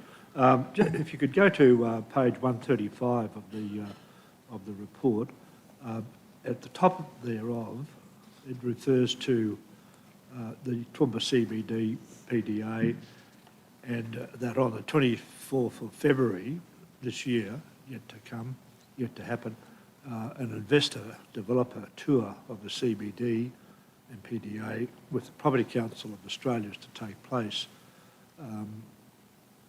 Just wondering if you could tell us a little bit about the purpose of that, who can participate, is it by invitation only, and a little bit of the circumstances surrounding it, please. Sorry, this is on page 135? 135 of the report, which is 157 of Blue Books. Yeah. Right at the top of the page. And is this to do with the... CBD PDA investment prospectus. Oh, okay. Okay, I might call on Michelle, if that's okay, because she'll know that a lot more intimately than I will. Thanks, Stuart. Welcome, Michelle. Good afternoon, councillors. Thank you. Thank you for your question, Councillor Shine. That tour has actually been postponed due to Omicron at the moment, so we will look to work with the Property Council to reschedule that. The purpose of the visit was really to highlight some of the amazing opportunities that we have in our CBD PDA area for investment and development, and has been, I guess, initiated by contact from the Property Council with us. It is an open invitation, but most of those invitations are taken up by their members, and so it would be an event through their membership process, but often those are open to broader audiences as well. Okay. So, but for this point in time, it has been postponed. We haven't been able to establish a new date as yet. So it could be open to councillors who might be available and interested. Absolutely, yes. It's a registered event, and so it would be through that process, but we'll have to work through the details with them. Given the Omicron situation, it has been postponed. Thank you. Oh, thanks, Councillor Shine. Councillor Megan. Thank you, Chair. Stuart, Michelle, I think this probably, if you could stay there as well. I know that there is a lot that you have done, and we keep distracting you in terms of piling more and more stuff on, the short-term land supply, and then, these new advisory committees, all of that. But and we've talked about it a lot this morning in terms of resources, resourcing stuff and time, and I wanted you to make comment about our ability to deliver the things that we've asked you to deliver and what we're going to do about that. Yep. Look, I might hand over to Michelle to address that. I think, yep, and I think one of the important things is certainly resourcing is an issue, and exactly the same, recruitment issues face us as it faces other GMs and the organisation as a whole. So that having been said, I think we have certainly kicked a few goals in the time that we, in this period up until this point. And I'll let Michelle take council maybe through some of the key goals that we have kicked, as well as the issues that are facing us in terms of continuing to deliver on some of these areas that you're talking about. Yeah, sure. We sort of, looking through the things that you have done, the preparation of the planning scheme and all those strategic studies, the multitude of them, and all of the other things. But I guess I'm more as a concern at this point in time. How are we going to assist you to do the things that we've asked you to deliver? Thank you, great question. I think when you look at the operational plan this month, you'll notice that within our strategic planning and economic development branch area, we're still within our actionable timeframes and goals. However, what you'll see is a number of milestones and KPIs that have the red cross, and I think that's more of a lead indicator of where there are challenges that we are facing. This morning, there's been a lot of discussion about resourcing issues in the broader Australian and global context, and in Toowoomba. And we've seen for Toowoomba region itself some of the lowest vacancies in job positions in the state. SPED at the moment has 20% of our permanent positions are currently vacant, and of those 16% are actually professionals. So as General Manager Summers just alluded to, we do have a number of professionals working in our branch. Some of those positions have been attempted to be recruited. Unfortunately, we've not been able to successfully appoint people to those positions. And I guess this has come at a time for our branch where we have a significantly increased work program on top of our business as usual. So we've got a significantly increased number of projects, but our staffing levels are actually below business as usual. And there's significant work associated with that with Toowoomba Futures. And as you mentioned, Councillor O'Hara-Sullivan, the Land Supply Review and Advisory Committees. And similarly, I guess it reflects broadly the construction sector as well. So we know that there are challenges in that area, and allied professionals and project managers certainly from that same pool. So there's some tension there. And it's particularly acute with some of those specialised professionals such as urban design, architects and so forth. So we've been doing a number of things to try and proactively manage that within our branch. In terms of prioritising our work towards Toowoomba Futures, where possible, we've been able to seek labour hire for short-term contracts, utilising some of our existing positions, and reflecting on General Manager Brady's comments earlier today about robbing Peter to pay Paul, because whilst we do that, we're unable to then recruit for those positions. So it is a challenge that is shared. I think what's interesting is, apart from the construction sector, there are a number of other local governments, particularly in South East Queensland, dealing with growth issues. Many are doing growth management strategies. There are many councils who have taken the step to prepare new planning schemes of themselves, including Ipswich, Sunshine Coast, Logan, Moreton Bay, Scenic Rim, Lockyer Valley, and to our neighbourhood, Southern Downs have also commenced theirs as well. So we are also facing challenges where many of our consultants are also working across projects for us, but also across projects for other regions. And that may become more complicated with the pending South East Queensland Regional Plan review. So we know that we're at the 5-year review point for that, and certainly there has been some indication, and certainly from the development industry, that they would like to see that plan reviewed. And we know that there's also major infrastructure pipeline in terms of planning, so a lot of our allied professionals are also in planning design, and now we throw in preparation for the Olympics on top of that. So it really is an interesting strategic body of work that collectively South East Queensland is participating in terms of managing growth. And I guess this has caused a bit of a hiccup for us in terms of resource availability. So we have attempted to utilise labour hire for short-term contracts. We are upskilling where we can administration staff, particularly for project support. And so we've been working hard in that space.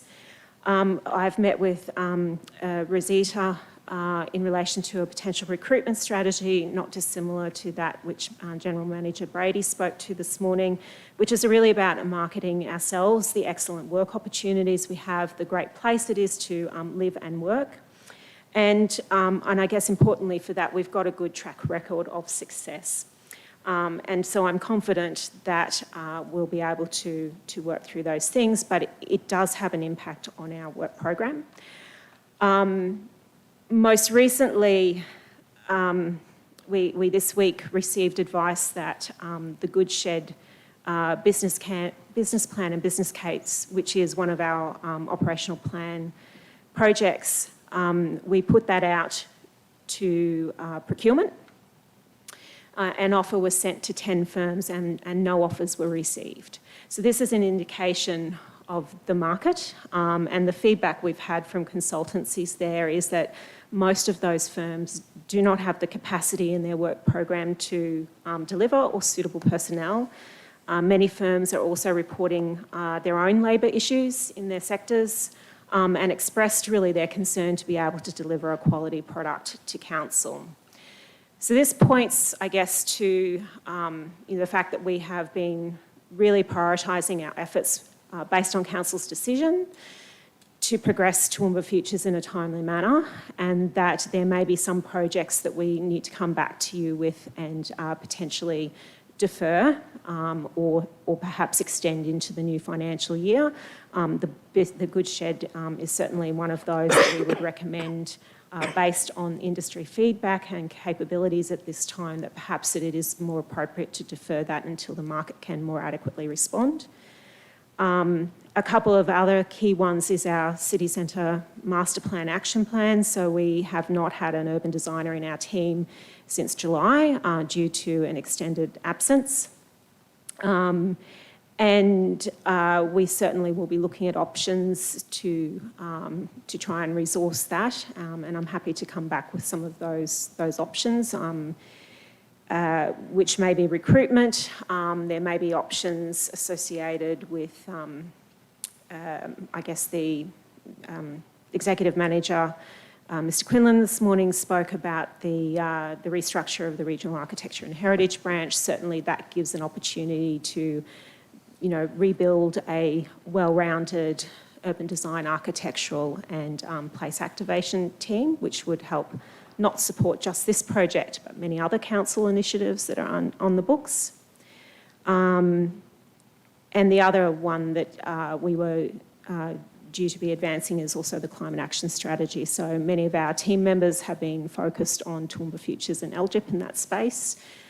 So that would also be one that we would need to speak to council about. But at this stage, we have been working on the planning phase with kick-off shortly.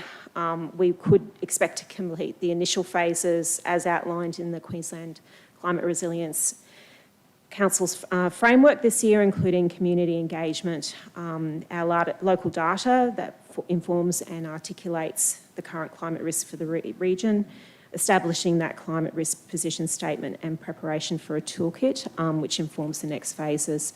But certainly they are ones that I would highlight that we would be looking to perhaps extend into the new financial year. So follow up, Councillor Megan. Well, I guess as you would be guaranteeing us that we're not deferring those, we're just carrying them over and slowing them down, because I think the criticality of, deadline, of the City Centre Master Plan and the climate strategy, of course, is critically important, I think, at this stage, yeah. But, so just picking up on what you're saying, Councillor Megan, certainly what Michelle is saying, and thank you, Michelle, for giving us all that information.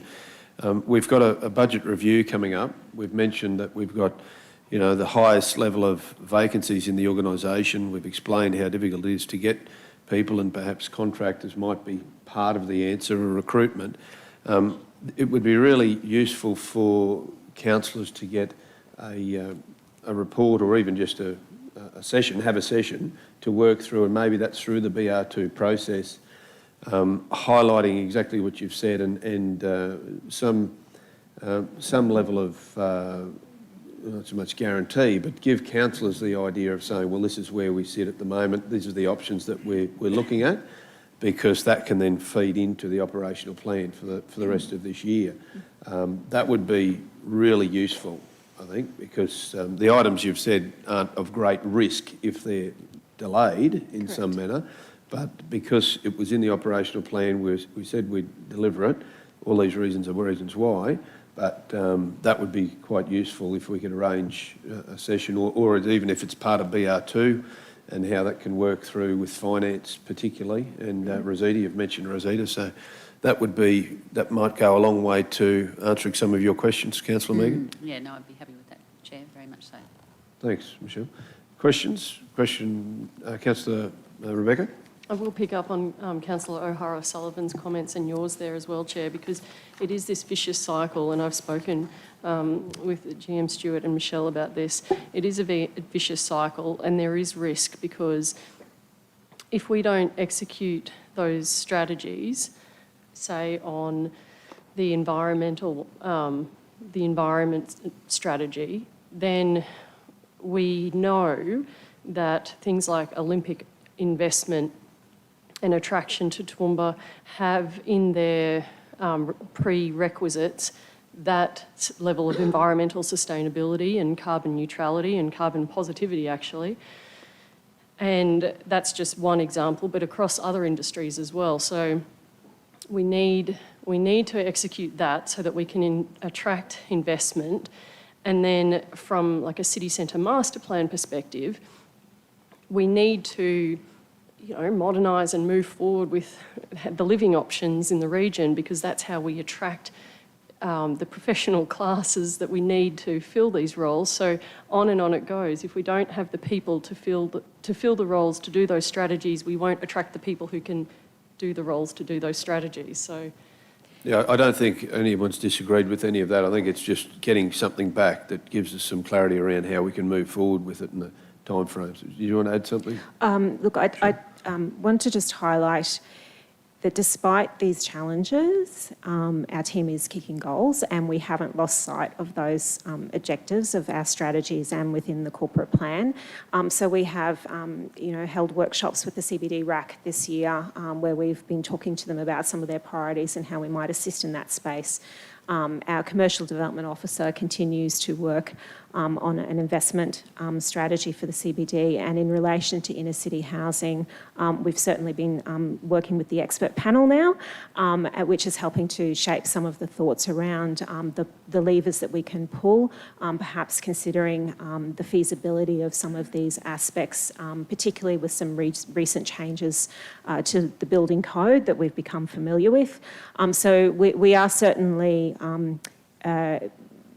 keeping progress, but in terms of the action there around developing the new action plan, we haven't been able to do that. And I think the important thing about the action plan is that, the work that's been done in that midterm review has, illustrated how much council has, supported and driven investment into the CBD, both from a capital perspective and also enabling others. And so it's now that 10-year period for us to reevaluate what that next 10 years looks like for council and how we continue to do that. That requires, I believe, a sense of ownership, because it does require the person to be able to liaise with particularly the other sectors of the organisation in relation to capital, and what might be our capacity around that, but also those external parties and businesses who can talk to us about what they foresee as opportunities and how we can best support them as part of developing that action plan too. So that's really not just a plan to put in place, but it is really about relationships and the importance of building something that is a collaborative document that everybody can stand behind. Thanks very much, Michelle. Councillor Nancy. Thank you, Chair, and I hope this wasn't answered in all of that. There was lots of information provided just then, so bear with me. On page 155 of board books, 6483, develop an implementation plan to support delivery of the TRIP. And then it says no further work can commence on implementation plan until way forward is resolved. I'm just wondering what the way forward that's... Have you got a number there just on the op plan itself, Councillor Nancy? Page number? Yes, please. 133. 133, thanks. Thank you, Councillor Summerfield.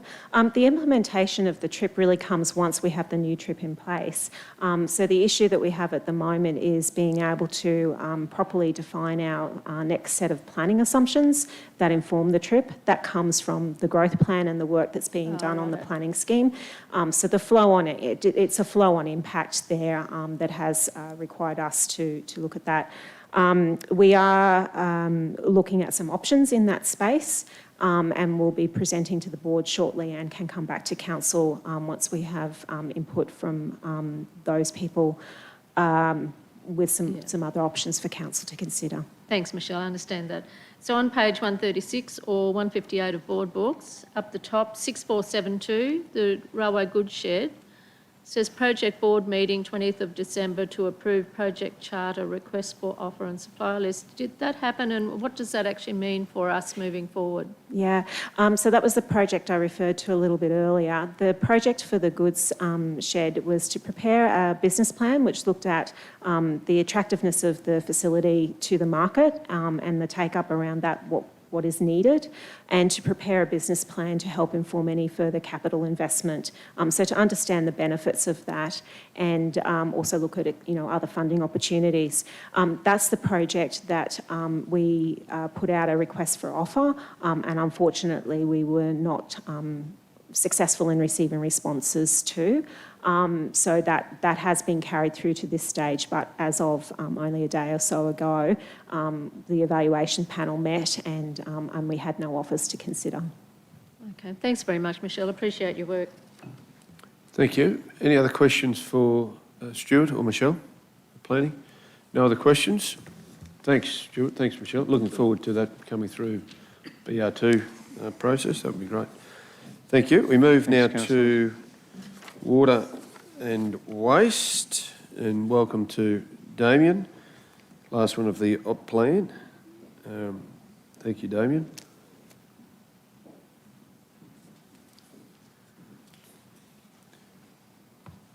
Likewise, Damien, I'll give you the opportunity if you'd like to say a few things before we go to questions. I'm go happy to go straight to questions? questions, Okay. Chair, but Sure. I know you emailed 2 through.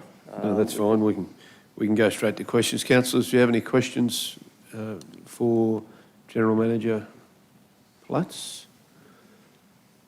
Any questions for water and waste? Councillor Nancy? Thank you, Chair. Thanks, Damien. On Board Books, page 173, I'll just find out what that is on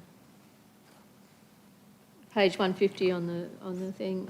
6612, the sewage pump station overflows in the non-bulk wastewater schemes. That seems a lot compared to the target. I'm just wondering, we did have some rain, but I wouldn't imagine it'd be enough for 15 overflows. Can you advise what the... Councillor, it is in relation to inundation of rainfall events coming into the sewer system.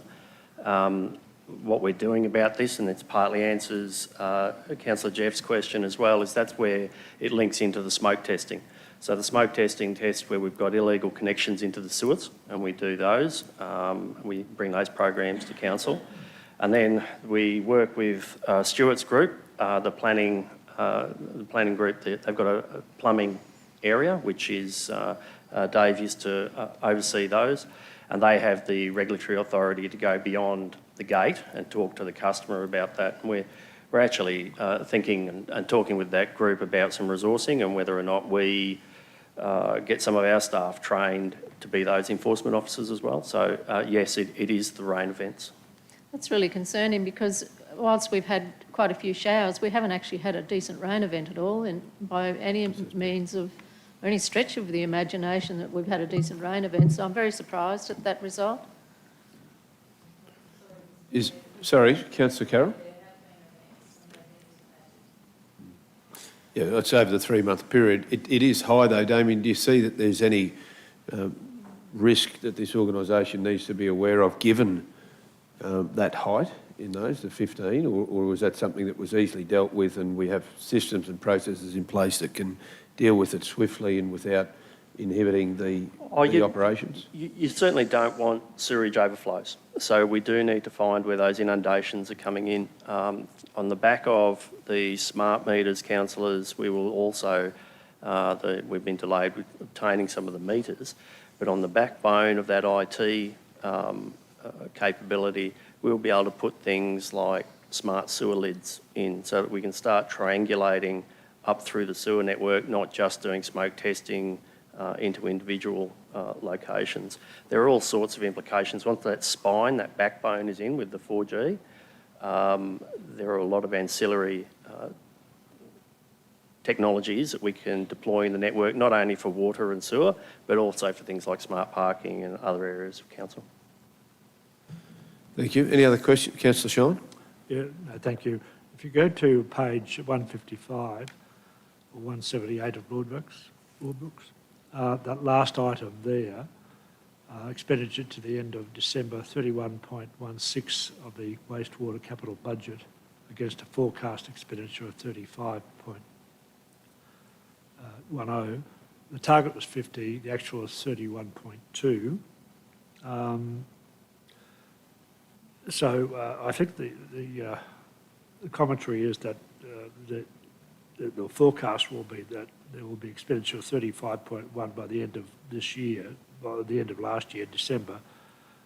So was that target correct, or does it reflect the spend rather than the actual progress on the project itself? Good question, councillors. This is about setting targets. We set targets for the operational plan well before the financial year starts. There is a process to update targets in the operational plan. I tend not to be a great fan of that. I don't really want to tweak things in order to make whatever I've done look like it's what I wanted to achieve. So through this financial year, we have been having COVID impacts, we have been having supply chain impacts, and we have had significant delays in getting various orders for pieces of kit. Things that ordinarily would be 6 or 8 weeks, we got notified blew out to 12 and then 14, and in some instances we're at 24 or more weeks delay in some of this gear coming to us. That also said, the wet weather events slow down some of the capital programs. By nature, you don't want to be in a capital dig when you're getting a weather event come through. So I guess, Damien, we could have changed that target from 50 down to a forecast of 35.10, but what you're saying is that target would normally be spent in that time. So it's sort of, based on the conversations we've had before, I think it's one that we need to explore when we have the conversation around the op plan and the assessment of financial and non-financial delivery of capital. So that it'll come up in there, I'd assume. And I think that's a good point, Councillor Jeff, and David mentioned it this morning, and I think some of the councillor questions have been there about, well, what does the completion rate mean in the capital works program? And, you know, if you're going to lay 2 kilometres of pipe, did you lay 2 kilometres or did you lay 1.5 and you still put 100% there? You know, that's that visibility of the physical goods that we plan to put into service in the network and what we actually deliver. Happy for all of that transparency to come through in an improved reporting format. Thank you, Damien. No doubt you'll work through that with the rest of the GMs and David to have a proposal to come forward when we have the info session. Very good. Councillors, any other questions for water and waste? Councillor Rebecca. Thanks, Chair. Through you. Thanks, GM Platts. I've got 2, if I might, Chair. Page 143 of the report, that's 166 on board books. That first KPI is on track. Percentage program delivery of Water and Waste Services Group Capital Works program. And the commentary is capital programs on track, and there's a green tick. On page 5 of the actual report, we had a different figure, and it says that the water planning and capital delivery is at 41% of 50% achieved. Can you explain the difference, please?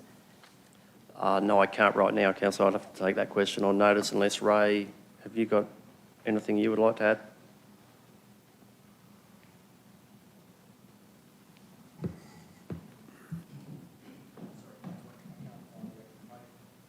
Come to a microphone, mate. So, Councillor Rebecca, we're talking about page 143 on the op plan, and then page 5 on the op plan. That's right. Page 143, Chair, of the op top. plan report. That's right. Yep. And then in the initial The cover report. in the is that actual right? officer's report on page 5, we've got a 41% against a 50% target. Action has less than 85% or greater than equal to 50% completion, and a little yellow exclamation point next to it.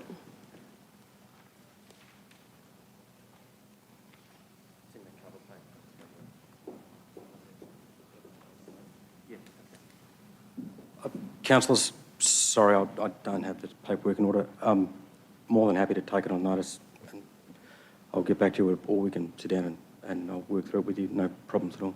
That's great. Thank you so much. Another question then, if I go back to the report.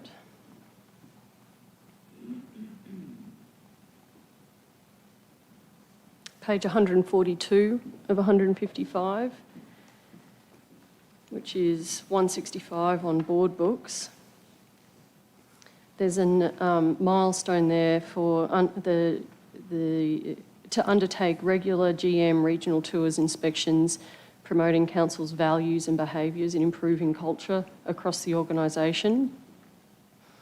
And there's a yellow exclamation point attached to that.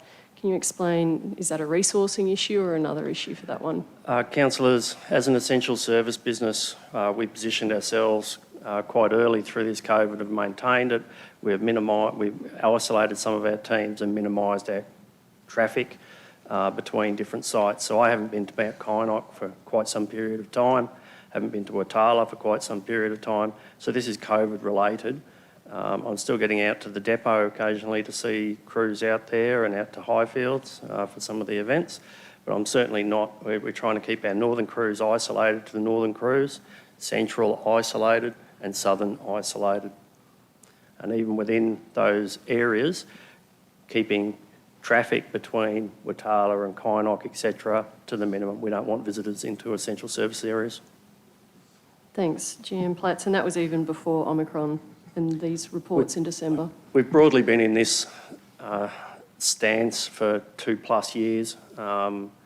And although I have, I think, about 15 people out at the moment, either in quarantine or ill. I thought that was the last number I had.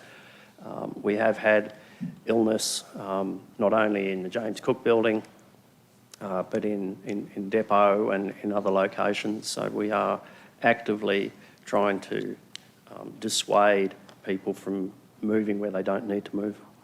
Thank you. Thanks, Councillor Rebecca. Any other questions for GM Platts? No other questions? Thanks, Damien. Thank you, Ray. Appreciate that. Now, that's the end of the op plan per group. David, did you want to summarise? We've got the changes, which I think we did go through at the start, didn't we? The alterations. I think we touched on those. The suggested changes. We touched on them. Mr Chair, yes, we have. We've touched on the two changes, and I think during the meeting we spoke about the BTS and change management position. There was another small change in the property services area, which is moving from counting numbers of jobs to percentages of jobs complete, which is a more meaningful test, I would think, and a fairly simple administrative change. No change to the work, but rather change to the way it's being measured. Percentage complete's far more sensible in that area. Thank you. Any other questions, councillors? We have a motion. Councillor Rebecca? Yeah, it's just an administrative one. The recommendation that's there, I would have thought that we needed to say that council note the organisational performance and adopt the recommendations, the recommended changes in the attachments. We don't have any reference to what the recommended changes are if we don't say in the attachments.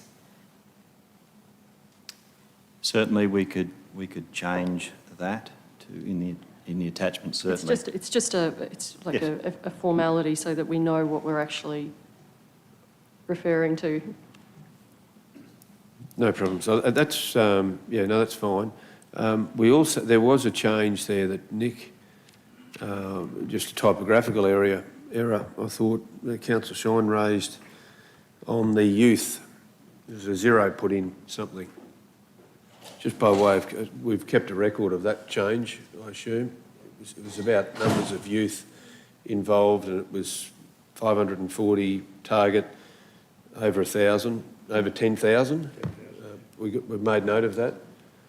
And Chair, the CEO was also going to check the number of legal reports. Is it actually 25 over and above the 2 target? Yeah. So the CEO can check that and put that through for next week if it's a change, obviously. But that will be a change. The one for environment community is definitely a change that we need to note. That said, it can be changed on the actual operational plan, which won't change the recommendation anyway. That's right. All right, so with those words added, recommended change as in the attachments, as outlined in the 2021-22 operational plan, Q2 progress report, July to December. Councillors, that's the recommendation before you. To have someone to move that recommendation. Moved by Councillor Von Hoff, seconded by Councillor Melissa Taylor. Those in favour? That motion is carried. Thank you. Thank you, David. Appreciate all of that. And thank you to the GMs as well for contributing in the way you have today. Item number 4, councillors, we move to is the controlled entities quarterly financial reports as at the 31st of December, and General Manager Anne-Marie Johnson is the author of this report. Thanks, Anne-Marie. Thank you, councillors. I'll take the report as read and I'm happy to take any questions. So this is just in the interest of transparency, we're reporting on our controlled entities at committee meeting rather than an information session. So happy to take any questions. Thank you. And of course, these reports have come from Empire, TSBE, well, Woolsheds are slightly different, but and through now we have a dedicated person. They've been working with those entities to get to this point. Thank you, Anne-Marie. Any questions, councillors, in regard to the reports? Councillor Nancy? It's not actually a question. I'd just like to say something in relation to the TSBE report. There's mention of Study Toowoomba in there. And I just wanted to let council know that Study Toowoomba applied for funding from Study Queensland, and that's been confirmed. They've received $125,000 per annum over 4 years. And just to clarify that Study Toowoomba remains a separate entity, and it has outsourced its administration to TSBE because it's a real win-win for us because TSBE has the networks plus the experience to be able to do this work, and we feel that it is a good move forward for Study Toowoomba. Previously, we had an executive officer who had to work from home. It limited her capacity to do the role, and we did thank her very much for the work that she did do. But we do feel that Study Toowoomba will progress quite well now that it's the administration side of it's being handled by TSBE, and we appreciate them taking it on. Great news. Thanks for that update, Councillor Summerfield. So that refers to page 199 on board books, the key decisions and contracts entered. That's what you're referring to. Right, thank you. That's great. Any other questions, councillors, or comments? Councillor Rebecca? Thanks, Chair. It's a comment about the TSBE report at the bottom of page 2 of 3. What is this on board books? 199. They talk about risks and challenges, and it says COVID is impacting staff levels across the region, exacerbating the region's skills shortage. And you're not going to get any disagreement. I wouldn't have thought about that. But that's a region's risk, not TSBE's risk. TSBE, I think, would be reporting on and identifying risks and challenges to TSBE. And to their members. So there's a difference there. If that could be fed back and considered for coming up reports. And then another comment also is that it's helpful for us when we are considering reports to have years so that we can see trends. And everybody agrees as well that 2020, 2021 have been very unusual. It would be helpful if we had information that goes back 2019, 2018. That's not that long, it's 5 years. And then we can actually see some perceptible differences potentially or trends that are in place. That's useful information, I would think, and I don't think that'd be too difficult. We could put that through to Anne-Marie, to our Control Entities Officer to put that through. Yeah, and one final one, Chair. The differences between the Empire Theatres report and the level of detail in the acquittals compared to TSBE's. We're trying to get uniformity across these reports, which is a really admirable and worthwhile, logical and sound step, but that we've still got a little ways to go, because if I look at the Empire Theatres acquittals, they break it down so specifically: vehicle leases, wages, cleaning, electricity, community hire, discount support, that sort of thing. Whereas when I go to TSBE's acquittals, there's nowhere near that same level of detail. It goes down to general operations, including salary and rate wages, and advance additional CSO. So if we're going to try to have uniformity And I do see, Anne-Marie, that there is that one section where we in both reports there is that, where we have the income and the expenditure is identical across the both, but when we're talking about the acquittals, that should be uniformed, I would have thought as well. That's reasonable feedback, I would have thought, Anne-Marie, and Yeah. that's something that you could also take through to the officer. Councillor Nancy? Thank you, Chair. And I'm sorry, I did mean to ask this before when I was talking about Study Tour, but is anyone concerned about the TSB's budget figures?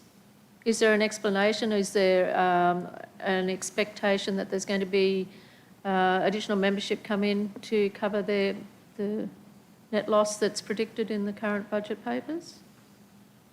I'm happy to take that one on notice and send councillors an email. Any other questions, councillors? Control entities? No other questions, councillors. This is for noting, and I'll read it out. That council note the quarterly reports as at 31 December 2021 for its control entities, Empire Theatres Pty Ltd and Toowoomba Rat Basin Enterprise Pty Ltd, along with the progress update of the Jondarra Woolshed Pty Ltd transition. Do you have a mover for the recommendation? Moved by Councillor McMahon, seconded by Councillor Summerfield. Those in favour? Motion's carried unanimously. Thank you. Thanks, Anne-Marie. Thanks, Brian. Wendy, thank you. That concludes the Finance and Business Strategy Committee for February. I think Councillor Megan will chair the Economic Development.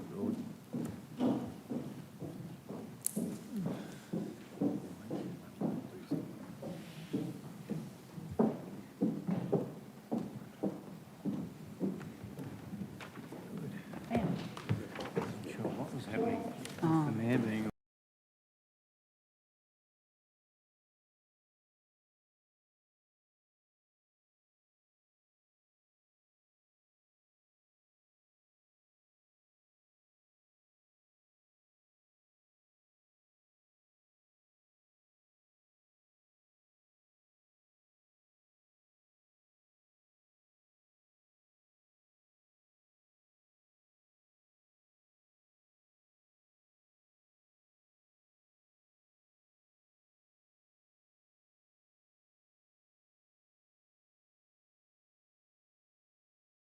The Economic Development meeting for February 2022. I'd like to acknowledge the councillors, the CEO, General Manager of Planning and Development. I acknowledge the Aboriginal parties whose songlines traverse these lands we meet on today, the Western Waka Waka, Guybil and Jarawar peoples, and pay our respects to their elders past, present and emerging, for they hold the rich traditions and bold ambitions of Australia's First Peoples. I am sitting in for the Mayor today, so we have an apology from the Mayor. There's no leave of absences or declarations, and we've got one item, and it's item number 3, and it's a request for support for new industry opportunity. What am I doing wrong, Wendy? Oh, a motion for the apology for the Mayor. Can I have someone move that? Councillor McDonald, seconded Councillor Shine. All those in favour? It's carried. Item number 3 is a request for support for new industry opportunity in Yarraman. And this has come out of an information session that we had some time ago. I can't really remember. Tony Bowman is going to take us through it. Thank you very much, Tony. Thank you, Chair. Good afternoon, councillors. How are we? So following on from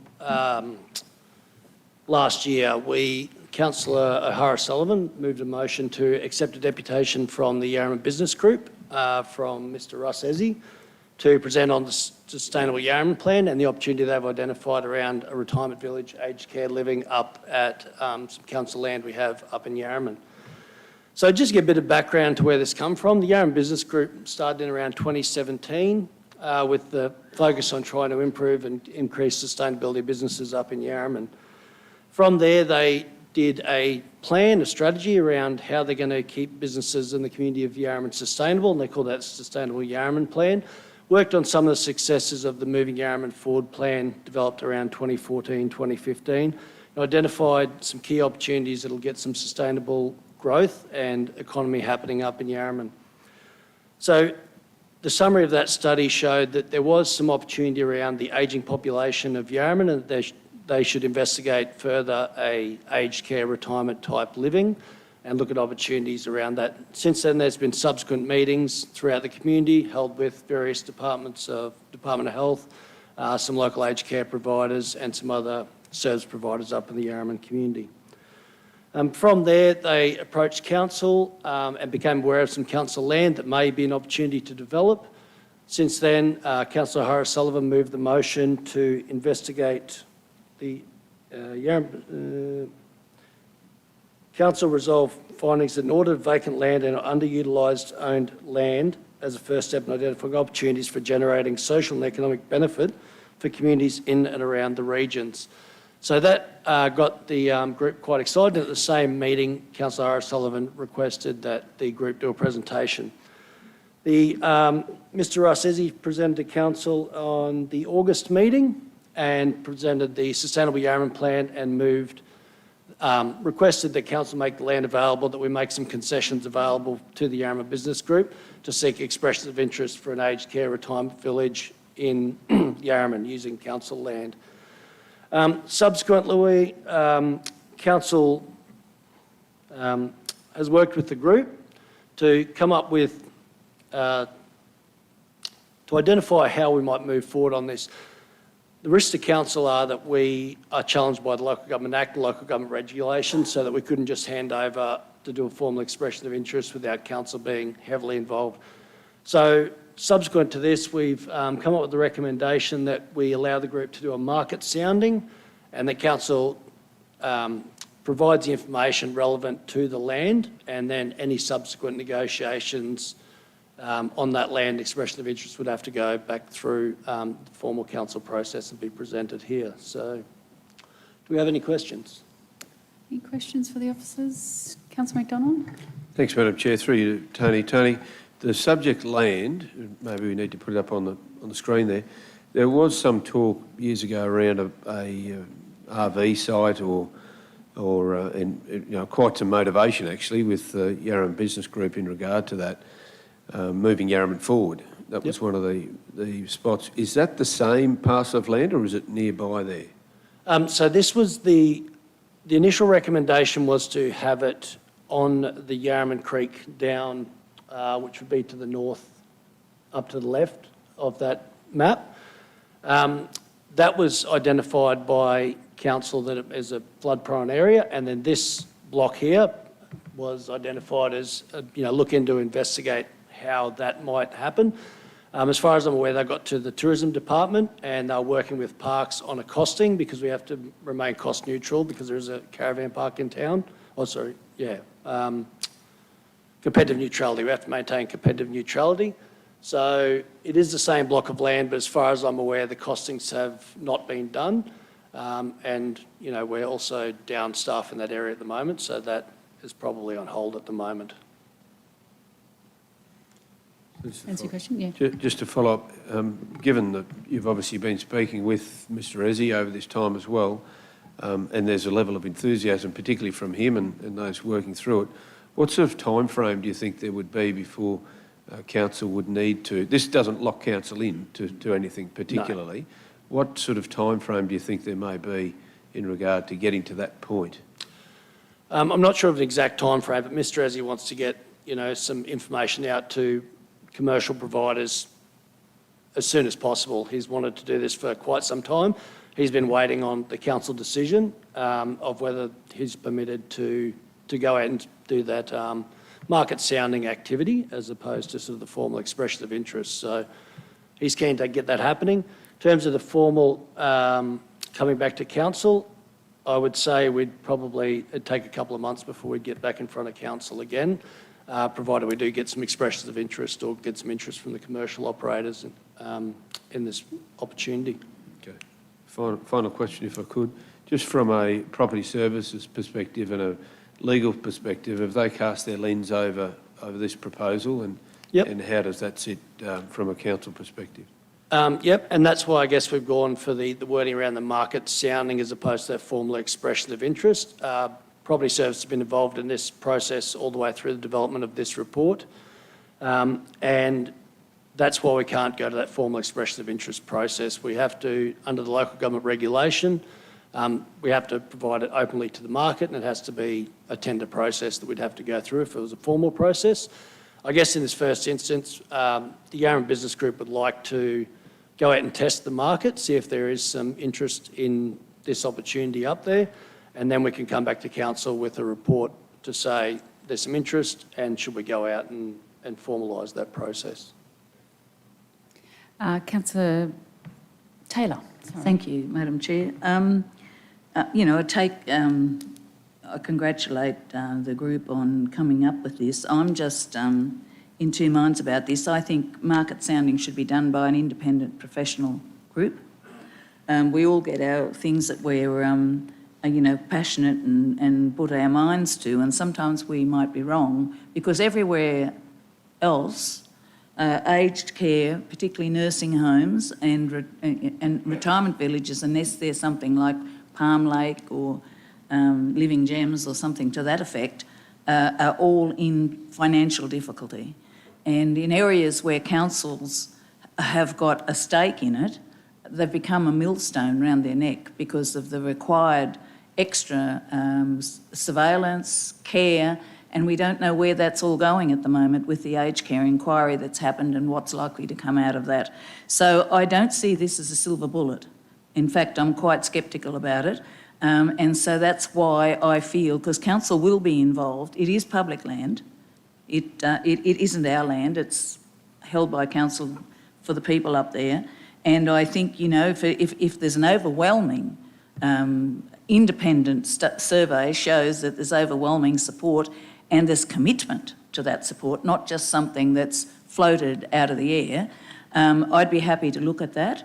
But other than that, I'm very sceptical about it. I understand the passion around this from that group, but it may be that land could be, some of it is flooded, I've seen it in flood, so it could be that there is something else. So I wouldn't like to see all that passion and throw at the stumps and it be the wrong way to go. Because everywhere else, everyone knows, Inglewood and over in Western Downs and everywhere you go, there's issues, and that's without the new requirements that are coming down from the aged care inquiry. So I would like to see us put there, and I don't know if my colleagues agree with me, it needs to be an independent study into the interest in that, because that's the only way it would be able to be assessed, I think. So I'm not against a study, but I think it needs to be, the word needs to be put in there, independent professional company. So Tony, just to that then, are you aware of how the group was planning on doing that market sounding? Was it Mr Ezzy going and approaching, is that? Yeah. So Mr Ezzy, he pointed out his background at the last, when he did the deputation to council, and he has got quite an extensive background in development and getting funding and developing projects. His approach was to develop up the material and ideally get in front of some developers that might have some interest. In the first instance, it would be just like a prospectus that we would send out and see if we can get some interest, but his ideal approach is that he gets out there in front of them. I guess in terms of the background, they did fund, the Yarra Business Group did fund a study, which you have in the report, from Leading Aged Care Services Australia, which did make a recommendation of assisted living with a medium to long-term view of an aged care facility, so beyond 5 years as the population gets a little bit older. They're pretty old as it is, but they're certainly going to be ageing. Madam Chair, actually, then you go into things like you would need to, it's okay for everyone to say we've got an interest and we're conducive to this sort of an idea. You would need some sort of a commitment. You'd need a provider. You need an operator. So, I think it's not just as simple as finding an expression of interest. At the same time, I would say, councillor, that we try and encourage these regional places to have some sort of autonomy and to try and bring to us their ideas, and this is what Mr Ezzy has done so far. I'm worried about that independent professional. Is that going to mean then that independent they will company, have to, I mean, not a professional, an well, independent you know, company. that they will have to fund someone, and I don't know that they will have the funds to do that. Madam Chair, can I just say to you that yes, I support you with it, but if it's going to lead to council, what has happened with a lot of these areas, if it's not the right fit and it's not going to do what they want them to do and it's not going to be at least a cost neutral, then perhaps it shouldn't happen. Okay. Councillor Shine? Thanks, Tony. Just a query. If this all happens and they achieve their dream or wishes here, is it envisaged that council at some stage or other would transfer title and then have no further claim on the property? I'm just worried, you know, if it, as Councillor Taylor indicated, things don't always work out rosy in the long run. If it failed, would council have any? Under those circumstances, council would not have any comeback on the land or on the value of it. Thanks, Councillor Shine. I think we're getting a little bit ahead of ourselves in this first instance. It's about them going out and seeing if there's some market interest in the marketplace in the first instance. Any future subsequent negotiation or interest in the land would have to come back to council to get a direction from you in terms of how we move forward. So in this first instance, we're asking council permission to go out and sound out the market, see if there is some interest out there, and then we can come back to council at a later date with the findings or any interest that we have out there, and then council can make a decision on how we move forward with the land. Any idea of its current value? I don't have that, sorry, Councillor Shine. Worth finding out, yeah. Thanks, Tony. Councillor McMahon, then Councillor Carl. Thanks, Chair. Well, those words that we were looking on adding, whether they have to hire a professional or not, I think that may be the difference between whether this happens or not for a small company, the Yarraman Business Group, and an independent third-party market sounding maybe several tens of thousands of dollars that I don't think that they have. And so I'm quite happy for them to do it themselves. I suppose my question was, in the attachment 1, the Sustainable Yarraman Plan, towards the end, they've already gone to places like Lend-Lease and asked them, and now we're kind of giving them permission several years later. Is there any companies that are already involved in this, or are we starting at the start? Or is Lend-Lease just a one-off? Thanks, Councillor Maman. This was just going out to the marketplace to find out what the current lie of the land was, I suppose, in terms of where aged care is. That was just through some personal contacts that Mr Ezzy had. It wasn't in relation to this project formally. It was just more about just finding out where the current marketplace is. There's no interest, sorry, there's no particular company that's actually identified in any of this process. It's going out to the market to see if there's interest out there for this project. Which is the logical next step in this whole thing. On the map, on our one, the 3 blocks are yellow, then orange, then yellow, which makes the middle one look like it's contaminated land. Yet on the one you put up there, all 3 blocks are yellow. Is that just a variation in yellows? I'm assuming it's not contaminated land, but it looks like it on my one. Thanks, Councillor Martin. That's just because that's the highlighted block that would have been identified on our mapping program when it's come through to you. So that's there would have been 3 off to the right. I had a little, what the heck, when I read that. It's just a red shading of that particular block that Thank was you. the side comments were on. Very good. Councillor Carl. Thanks, Chair. Tony, I would have imagined that the extent of dialogue you've had with the group and we're familiar with where things are up to from the last information session we had with Mr Ezzy. I would imagine that it'd be in our best interest to empower a local community to have they've got their own drive, and the words here it mentions on page 2 of the report,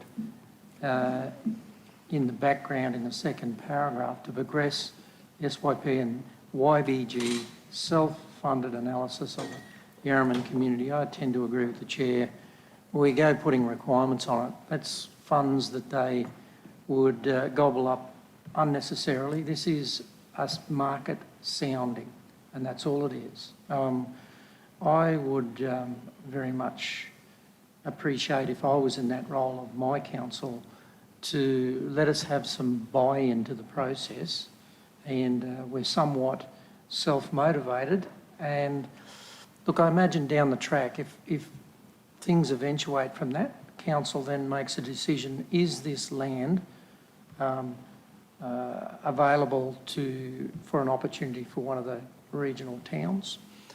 Is it surplus to our requirements? And then, as far as our legalities under the Local Government Act, I stand to be corrected, but the GM might correct me, but we can always, for disposal of land for a specific group or purpose, rather than go to tender or call for expressions of interest, we can also ask the Minister for a special dispensation if this project, in fact, looks like it's a goer. So I think we cross that bridge when we come to it, but there are ways in which we can assist a community.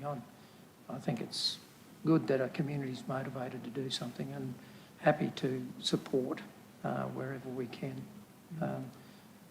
As you've already said to us, there are ways in which we can deal with this down the track, but let's tick the first boxes. Thanks, Councillor Carl. Councillor Summerfield? Thanks, Chair.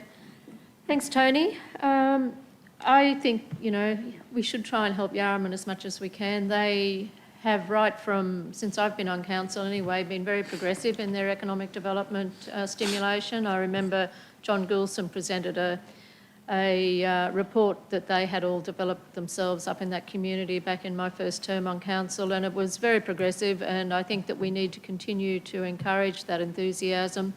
And I see Yarraman always continually improving. I think it's starting to look into a really beautiful little town. And I think if there is opportunity for this, we need to see where this report lands. If something comes back to us, what that looks like then, that's when we can make the decisions. But I've just got a couple of questions, if I could.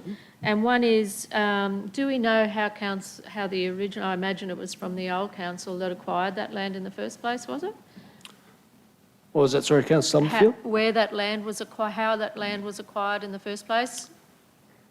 I believe it was through the Rosalie Shire. It used to be the work camp for when Toorong North Power Station was built. And then most of the infrastructure was removed. There's still some bitumen paths and there's some water tanks and things like that under the surface. But generally speaking, it's just land that's been acquired previously through the And can council. we legally dispose of it if we do get advanced that far on this idea? As far as I'm aware, we have freehold ownership over the land, and council can dispose of a non-current asset according to the regulation, but there are requirements that we have to go through in terms of that disposal. And would they meet these requirements? Once again, that'd be subject to the future council meeting. It'll be up to be a council decision in terms of how that progresses.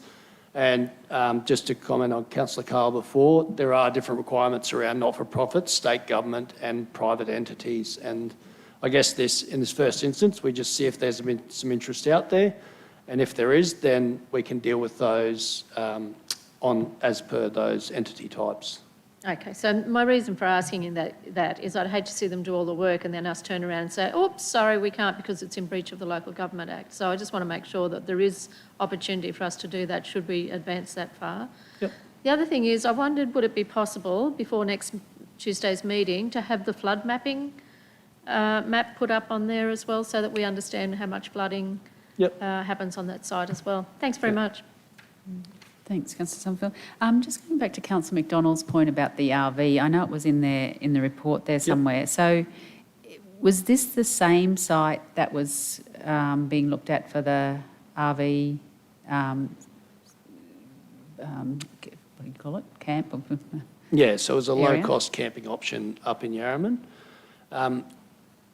I think I did present on that previously for the Tourism Department, and it is the same lot, but council had to do a costing to make it a cost-neutral process, and that process has not been undertaken as far as I'm aware. In terms of future uses or identified use for the land, that's the only one that council currently has, but it hasn't been progressed, and that would have to come back to a future decision of council regardless. Mm-hmm. In saying that, there is 2 blocks of land there, and it could be up to council to decide whether to split it out as well. So. Okay, well, I guess there are only other, Councillor Von Hoff and then Councillor Taylor. Thank you, Madam Chair. Through you to Tony. Thank you, Tony. The questions about the flood mapping and having them included in the next week make me think that that's highly relevant if we're talking about vulnerable groups. Is it? Well, they talked about it in the report. It's on the far corner is identified in the flood mapping, apparently. Yeah. Thanks, Councillor Von Hoff. I'll just make a comment on that. There is some overland flow, and there are some restrictions around vulnerable uses for. It's sort of through the middle, near the border of the 2 blocks and to the west, so we'll get that flood mapping up ready for next week's meeting. Thanks, Tony. Councillor Taylor? Thank you, Madam Chair. There is some flooded area there. I've actually seen it, so it'd be handy, helpful. Just a question through you, Madam Chair, to Tony. Have they, the association, touched base with South Burnett Care, SB Care? Because they run a respite centre in Yarraman. It's a legacy of Eva, a lady 90-something years old there, and South Burnett Care actually also administer what used to be the senior citizens aged service over here, and I think it's called, Brightside, I think they're called. And so they actually run the respite centre in Yarraman, and I would have thought that would have been because Yarraman actually fits better and is closer to the South Burnett. And actually, that there's that company there that provides service already to Yarraman. So I would have thought I think I asked this question when Mr Ezzy was here, and he'd said no. So I would have thought that it would have been quite a reasonable thing for them to touch base with their CEO, Cheryl Dalton, and have a chat to them about it. Thank you. Thanks, Councillor Taylor. They are aware of SB Care, but I guess in terms of market sounding, it's not restricting it to one provider. It's about sending it out to the market. Tony, the only thing I wanted to ask you about is in the report on page 3, it says retirement village, seniors housing and aged care facilities by development on the council-owned land where the land and any other incentives are provided by council to assist in boosting the attractiveness of the project. Mm-hmm. So are you thinking anything other than sort of the regional incentive programs, or you haven't really? I just wondered what that meant. Thanks, Councillor Sullivan. So that was just reflecting Russ's request, or Mr Ezzy's request, at the council deputation. He would like any and all incentives that we can send forward to attach to the land. They would be subject to any future reports, but at the moment, my idea is that we just promote the current economic development incentives for regional townships, which is the current policy, which has still significant amount of funding left in, so we could promote that. Plus, a council's willingness to enter into negotiations with a provider if there are some providers in future, but that would be subject to council approval, of course. Mm-hmm. Okay, lovely. Any other questions? Now, the only other thing is the insertion of Councillor Taylor's request about an independent company to do the market sounding. So, Councillor, are you moving? The question. Incentives for infrastructure charges, in my time around this table, has only been given for the component that is the nursing home component, not for seniors living or anything like that. It's just for the nursing home component, is my understanding. Can I ask if that's correct, please? Is that right, Brian? Just get the CEO to make a comment unless the General Manager. Yeah, that's my recollection, but it depends on the responses they get back when they do this market sounding exercise. They may say that some of the conditions that they want from council is either access to the land at a reasonable lease rate or at a gifting of it. They could also ask for council to consider a waiving or discount of infrastructure charges as part of that deal. So you could consider that whatever comes back, which might make that a feasible proposition for that community, for that use of that facility.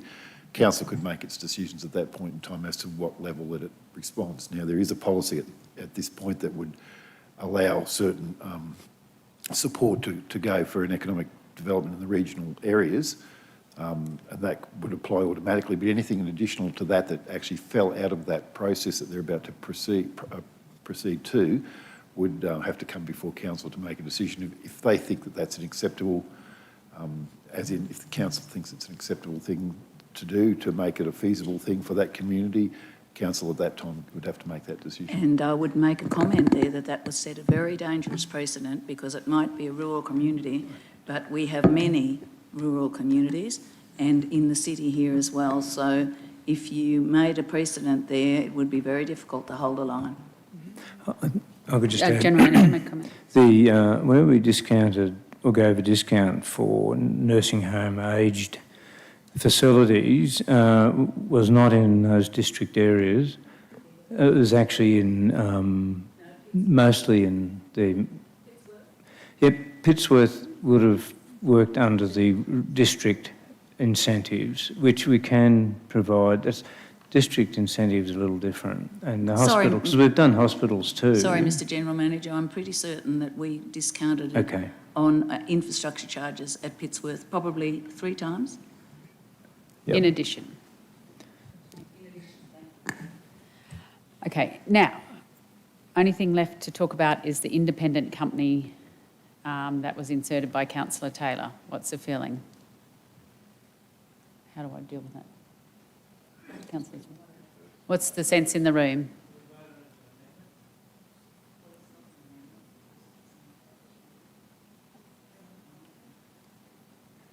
Madam Chair. Okay, sorry, I'm just getting there. I would flag that if this motion goes down, we go back to the original Okay, thank you. motion. So you're putting that as an amendment. Okay. So I'll move the... Just, Madam Chair, just on that, does this group qualifies for a economic development grant under the current grant program? Is that not something they could apply for through that process, which is now open, closes at the end of... Yep. Thanks, Councillor McDonald. They could apply for the grant, but whether that grant at the moment's $5,000 maximum or up to $10,000 with match funding, they wouldn't have $10,000 in matched funding. So they can only get $5,000, and I'm not sure if that would actually attract a decent consultant, as we've heard through the meeting today and the shortage of labour around. So, I think actually putting company there is a bit clunky. If we could just have independent market sounding exercise, I think that covers what I'm trying to say. I don't think we need the word company in there. Okay. So Councillor Von Hopt, before we go to the vote, you... Just along the same lines as Councillor McDonald's comments about the funding source, potentially the Building Better Regions Fund, which is open at the moment, round 6, I believe, closes pretty soon though. That might be a bigger pile of money that could be accessed. Councillor Melissa Taylor. Thank you, Chair. May I just ask a question of Councillor Taylor? I just trying to get clarity on what you actually mean by taking out the word company. Then what do you mean an independent market sounding? I just want clarification. Well, in my view, there are individuals, and as rather a big company, there would be probably a consultant, an individual consultant who could do that. What I'm looking for is, we all get passionate. It's nothing against the idea, the passion, or whatever else. But sometimes our passion for something blinds us to the actual reality. And I think that if if it's a hands-off assessment that's done by a professional, I think that it will come up with something that's close to what the real picture is.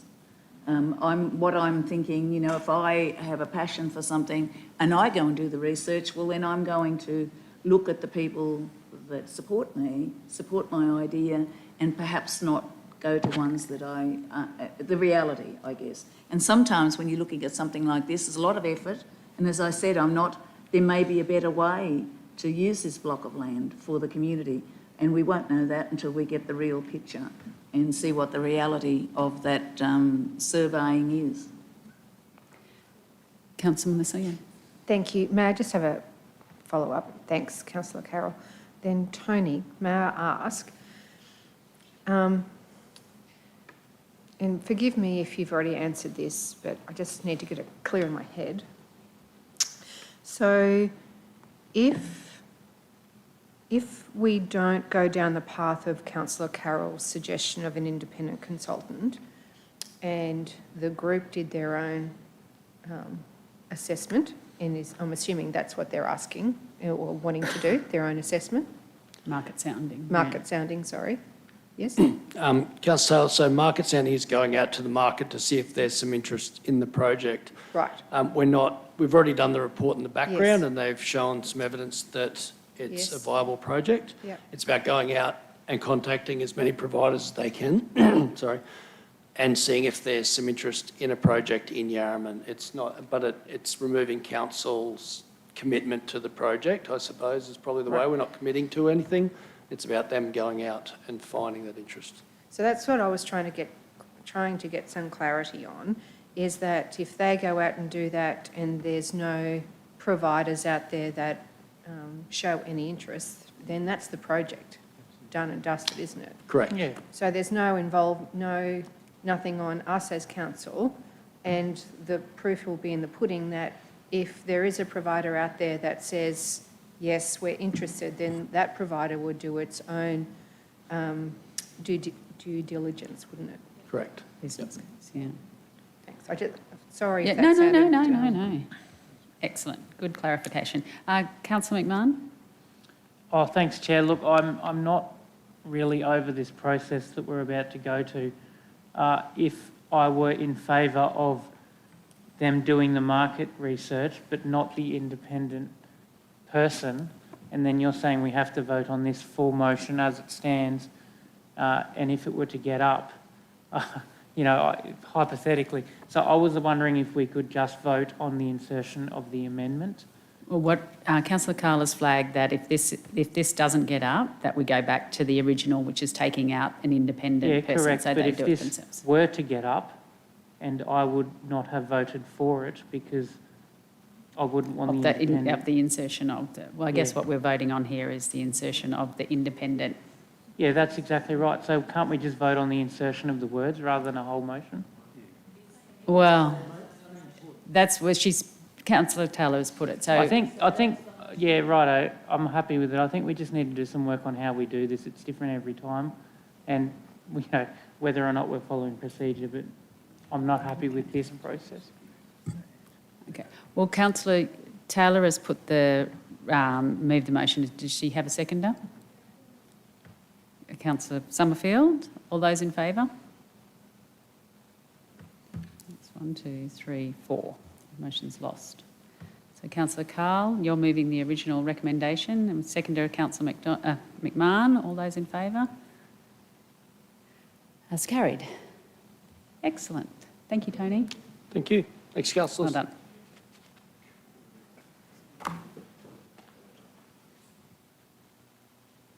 That's it. Close the meeting. Did we have anything else that we needed to do this afternoon?